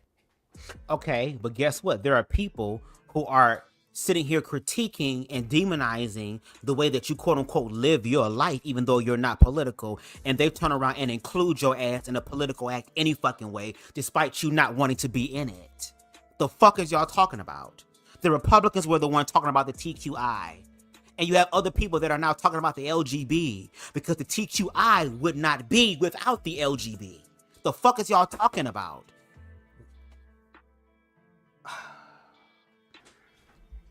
It's not political and it doesn't have to be political, but you're making it political by bringing in laws to say, yo, we should be trans and kids. We should be in the WNBA. Like, what are we doing here? I'm just gay. That's it. That's it. That's it. I'm just a gay man. That's it. But saying that and identifying that and then calling out the crazy bad, the queer shit and how it's bringing us on a decline, that makes me a bad person. Why? I don't know. When you see gay men not stand up for trans people or for women and femmes, again, we are reminded about the difference between being queer and gay. But what's crazy is I can sit here and say this entire existence of this channel, I'm okay with trans adults, but the second I say I'm not okay with trans minors, you lump me and anybody else with that same opinion in with being transphobic. Because when we ask you the reasons on why you believe that, you give the reasons and you don't fully explain them to where it is objective. And then when you finally did have a moment of clarity, where again, I'm gonna keep bringing it up, you talked about social transitioning, you did not run with that because that would be a better solution for trans youth so that when they become adults, if this is what their path calls for, now there are other avenues that they can explore. Or hell, they may not even explore that. They may end up socially transitioning for the rest of their lives, but when they look like Lily Tino or Dylan Mulvaney, now it's a fucking problem because let's be real, y'all do not care about trans people anyway. You tolerate them. And you really tolerate them because there are laws put in place to protect them from discrimination that is fervently being removed. And there are motherfuckers who got all these laws put in place to not discriminate against trans people and still do it. Because if you were subscribed to J Inclusive, there are unfortunately plenty of videos of trans women, primarily trans women of color, being unalived and being misgendered, and nobody really trying to figure out who did it. Like, again, Amir does not understand this. He is not aware of this at all, but yet he is being positioned and championed as the individual who knows what they're talking about. And with not being an ally, right? When in reality, we are. For adults, that's it. But you write off anybody who has any ounce of criticism, and that's the main problem. And the way that queer really is about having a political identity. It's that damn political community. identity that ties us to the history of queer and trans people, and especially to the history that we have our. First of all, excuse me, the history that we all have, it was a black trans woman that threw a fucking brick. Do y'all not realize that Stonewall was a fucking riot? It wasn't a protest. It wasn't a motherfucking pride event. Those hoes was knucking and bucking and ready to fight and die because the police kept fucking with them. So the whole creation of it was about motherfuckers fucking with you, whooping their ass. That's what it was about. And a black trans woman, though at the lowest of the totem pole, was the one to be able to start that, which is why we had the pride events to begin with. But if these queer conservative people actually cared about history, they would be talking about this on their platform, but they can't, because again, it delegitimizes trans people, the argument against trans people. And like Jay said, even if somebody is TQI, that's their gender identity. They still have a sexuality that can be LGB. Hello. So there's an intersection. But again, when Amir states that trans women, again, are nothing but just very effeminate men, he didn't specify if they were straight or gay, but effeminate men, highly effeminate men. You don't think that talking point actually harms trans women? Because the political right wants trans women to walk in the way that the social construct of man has asked for them or required from them to walk in. And they are being rebellious in that, which is why they are demonized. Even though the same people who are rebellious of them spoke like the last person in the other clip, the one before this one, where they were saying, a lot of those men be fucking these people in the dark. Yes, because I don't have enough courage to conquer you in the light by walking in my truth, so I'm going to use the law to conquer you in the light, and then when you're forced into the darkness, now I get to blow your back out, bitch, the way I want to, and I know I can, and there's nothing you'll be able to do about it. Christian says, so can kids identify as gay, or is it just a phase? Stop talking about the kids. Y'all don't care about these kids. This talking point always pissing me off. Why can't kids explore themselves? No shade. Because even with the whole gay thing, that's what I'm saying. If parents created a space that was safe for them, if there was an environment that was safe for them, a lot of these children at a young age could self-actualize and figure out what is for them, so that they don't become adults and end up fucking up their adult lives because they're trying to figure shit out that they couldn't figure out as children. Which is why a lot of gay men, especially those in my generation before all of this technology and information now, a lot of us had to, we basically had second lives. The first life was us dying off to the lie and then walking in our truth. I didn't walk in my truth until I was 18 years old. I'm 35 now.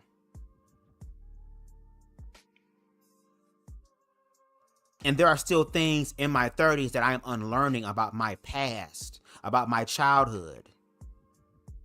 So if they had that there, it would have been able to help prevent future adults from going through the same thing that people like me is still healing from, that has been traumatic, that these people desperately want to go back to. And Amir really believes that his perspective is actually going to help progress the queer community, because again, when we look at the staunch decline, that was on the Republican side. Those who were independent and Democrat, for the most part, mostly stayed flat. And if there was a decline, it was a small one. The stark one came from your side of the aisle. I'm sorry, the side of the aisle that you were once on. You're politically homeless now. So I guess you have no choice but to be in the middle, sleeping in the middle streets. It's the same thing with trans youth. Again, there are ways to quell the fears. But when the queer people like myself, CTV, Queen Stevie, others bring forth the information to help dilute the fears, these people continue to add gasoline to their own shit. And they're going to try to find any and everything, even if it's just one thing, and stretch that bitch as much as possible over the entire community. The whole thing with Sydney Starr, they're stretching it over the entire community. You have trans women that are literally crying, talking about they're going to try to do all of it to us. Because there's always something innately wrong with queerness, which is why, again, even when queerness was in children's shows, you had a problem with it. And the only one that you liked was the zebra one, who didn't say that they were gay, even though both of these niggas dressing up, mannerisms, ain't no bitch in sight, ain't no female, ain't no woman in sight, girl. And all of a sudden, you got two motherfucking zebra kids. Where they come from? You don't think the people in the neighborhood are gonna talk? Even when you are quiet, you don't think the neighbors are nosy to try to figure out what the fuck is going on at that house? Why are those two zebras living together? But despite how calm and sanitized they were still gay. They were still gay.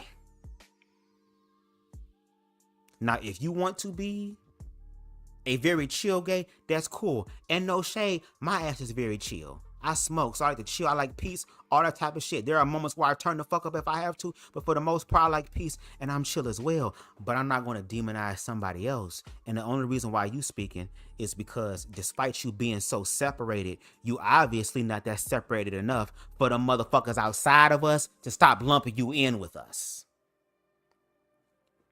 Girl, I smoked up all my damn shit. I'm so upset. Rights I got some because edibles, of girl, but Black you gotta and be careful with them Latina bitches. trans women. So no, it is not the time to leave trans people behind. It is actually the time to stand up for trans people, especially because we. So you see how Amir was agreeing with this nigga, and now this nigga talking about some, oh no, actually we got to stand up for, you thought I was playing, bitch, but I hit that Uno reverse card on that ass. We have our rights. But to what extent do we have to stand up for trans people? To what extent can we talk about the trans community in a respectful manner?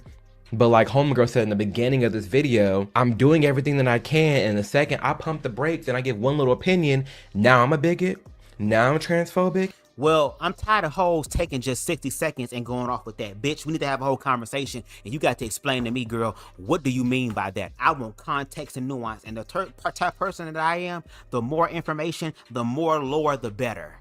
The more lore, the better. And then again, you don't talk about some of the gray area situations that can help satiate both sides and what they're talking about. Again, the social transitioning, girl. Now I'm hateful. At what point are we going to actually sit here and rein in the ropes? We can't just let everybody do what they want to do.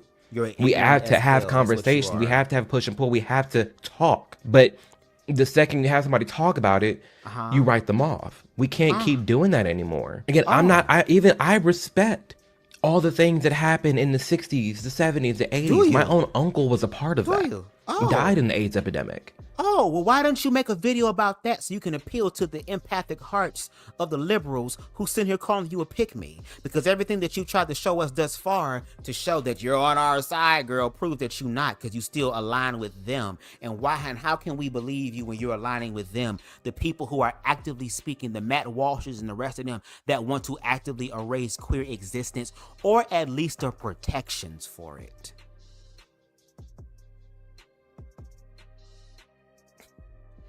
Baby, we gonna have to do our research, girl. I'm gonna have to find some documentaries about the dark ages of the church and the crusades and all that shit. And I ain't talking about no motherfucking history lesson. I want some deep, dark shit, girl, that shows the real reality of what it is, bitch. I want to have goosebumps watching it. Like, I respect all of that. I acknowledge all of that. But just because in the year 2026, I call out the bad things about the LGBTQ plus community doesn't mean I'm negating all of that has come before us. Oh. No. Oh. I recognize that I am my ancestors' dream. I recognize that I have the rights that only my Uncle Willie in the 70s and 80s could dream of. And what do you think your commentary is doing? Do you think your commentary is helping to solidify those rights, to strengthen those rights? Or do you feel the talking points that you have that are aligned with those other people are actually going to be defective towards the community, that's going to be destructive towards the queer community? Interracial gay marriage. Like, I'm very thankful for the life that I live. I'm very thankful for those around me. The life you live. And I don't want those rights wiped away. That's why I talk about the things that I talk about, because I'm passionate about it, because it actually directly affects me and how I'm viewed in the United States of America. So yeah, we should be able to talk about this. Maybe even like this queer versus gay conversation, which I do like, and we can lean in more to that, because it does show, yeah, there is a difference between being a regular gay male and being a part of this community, and like the whole vibe and aesthetic and personality trait that is queer, gay, whatever the hell you want to call it. I think this is where this conversation lands, in that. Girl, what? AJ says never trust someone that has nothing good to say about their community and only critique. It's surprising he isn't prideful being a pick-me. And again, like I said, if you're going to give critique, you got to also be able to show us what the resolution is. And I've already named numerous times throughout all of my lives on Amir what that objectively looks like for me. That would shut all of this down. And he doesn't do that because, again, it's more profitable to...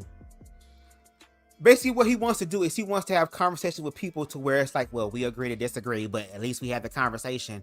No, because you're going to go back to what the fuck you saying without any sort of revelation, without any sort of new information that should be able to help you to have more clarity in your thoughts and your perspective. You're not going to have any of that. You're going to leave basically with shit going in one ear and out the other, and basically just say, well, technically, I talked to them, so you can go watch it if you want to. And I'm going to watch it. And we're going to see in real time. When we talk about the downfall of the LGBTQ community and how respect and support is being lost for it, we should be able to like kind of lay like a whiteboard and identify why. Because again, in the 2010s, we saw it increase. And now in the 2020s, we're seeing it decrease. What are the key identifiers to say, okay, I can point to this moment, this, this, that says, oh, this is going on a decline. That's what the gay community really needs to be talking about. And okay, then. So with that being said, when you bring the whiteboard and you talk about the decline, I want you to talk about what the decline actually is, which is on the Republican side. And again, we're not Republicans. So how does that... And we're not surprised that on the conservative side it would go down. They don't fuck with that shit. You're the only one who is oblivious to the fact that they don't fuck with that shit.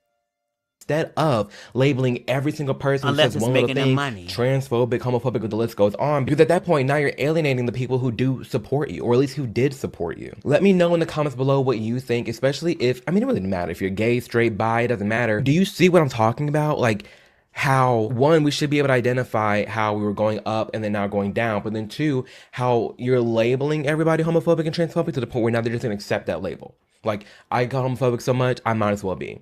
That one black girl talking about I get labeled transphobic so much, I might as well be. Do y'all see that too? And I'd love to hear from you too. How do we solve this? What conversations are you having with your friends and family? I'd love to know that if you'd express that below in the comments. And even outside of this video, talking directly to you, gay, straight, bi, doesn't matter, black, white, it don't matter. I don't care if you're washing your dishes, you're in the gym on the treadmill, you're driving in the car, walking the dog, you're just laying on the couch, in bed, whatever it may be, right? There is something that you're going through, because we're all going through something, that either you haven't talked to somebody about it before, you have one person, I don't know, but whatever it is that you got going on, that you are going through, do know that it's called going through it for a reason.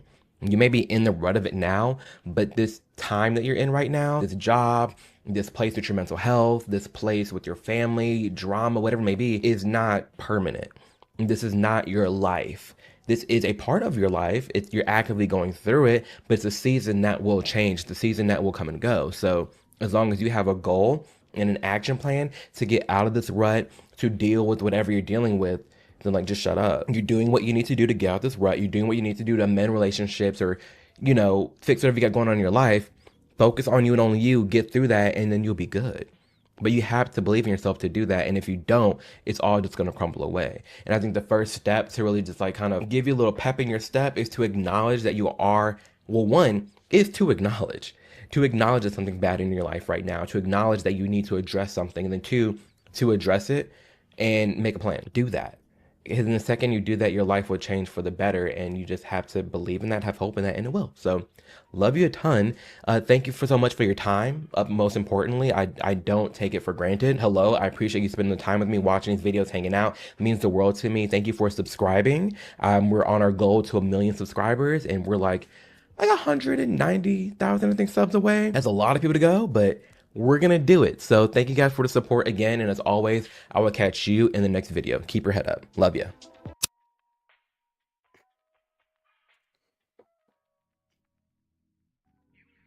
I find it very ironic that at the end of these videos, he gives this, what I'm determining to be a self-affirmation that he just shares to everybody else.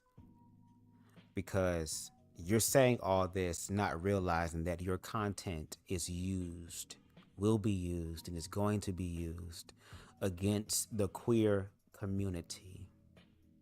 That they're going to be going through a lot of hard shit. But to sit up here and have a motherfucker tell you that you're going to be going through it and call going through it for a reason, when we have the information and the resources to avoid this shit so that the next generation does not have to deal with the previous generation dealt with, and let alone the previous generation going to have to deal with it again as adults, is crazy to me.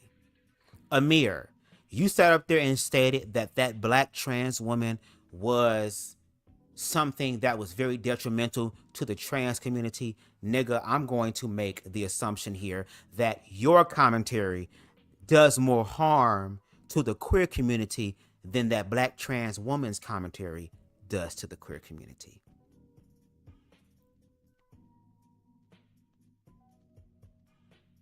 Baby, before we end this live,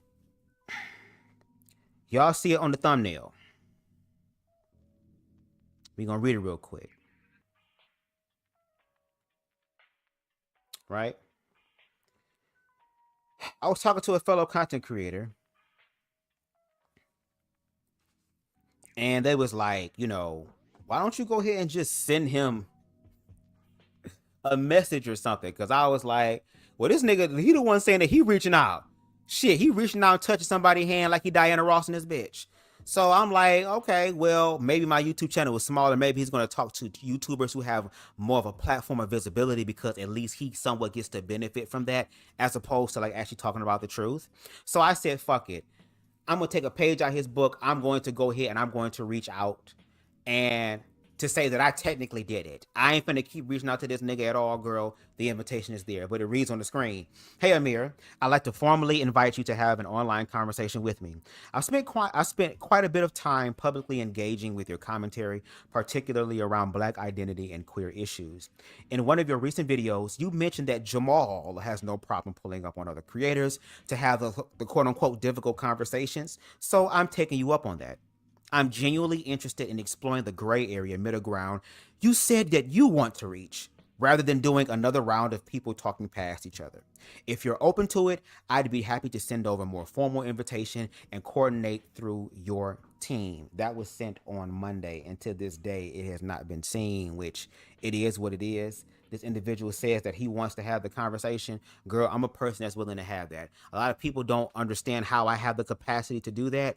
I just do, girl. I've when I was growing up being bullied and stuff like that, baby,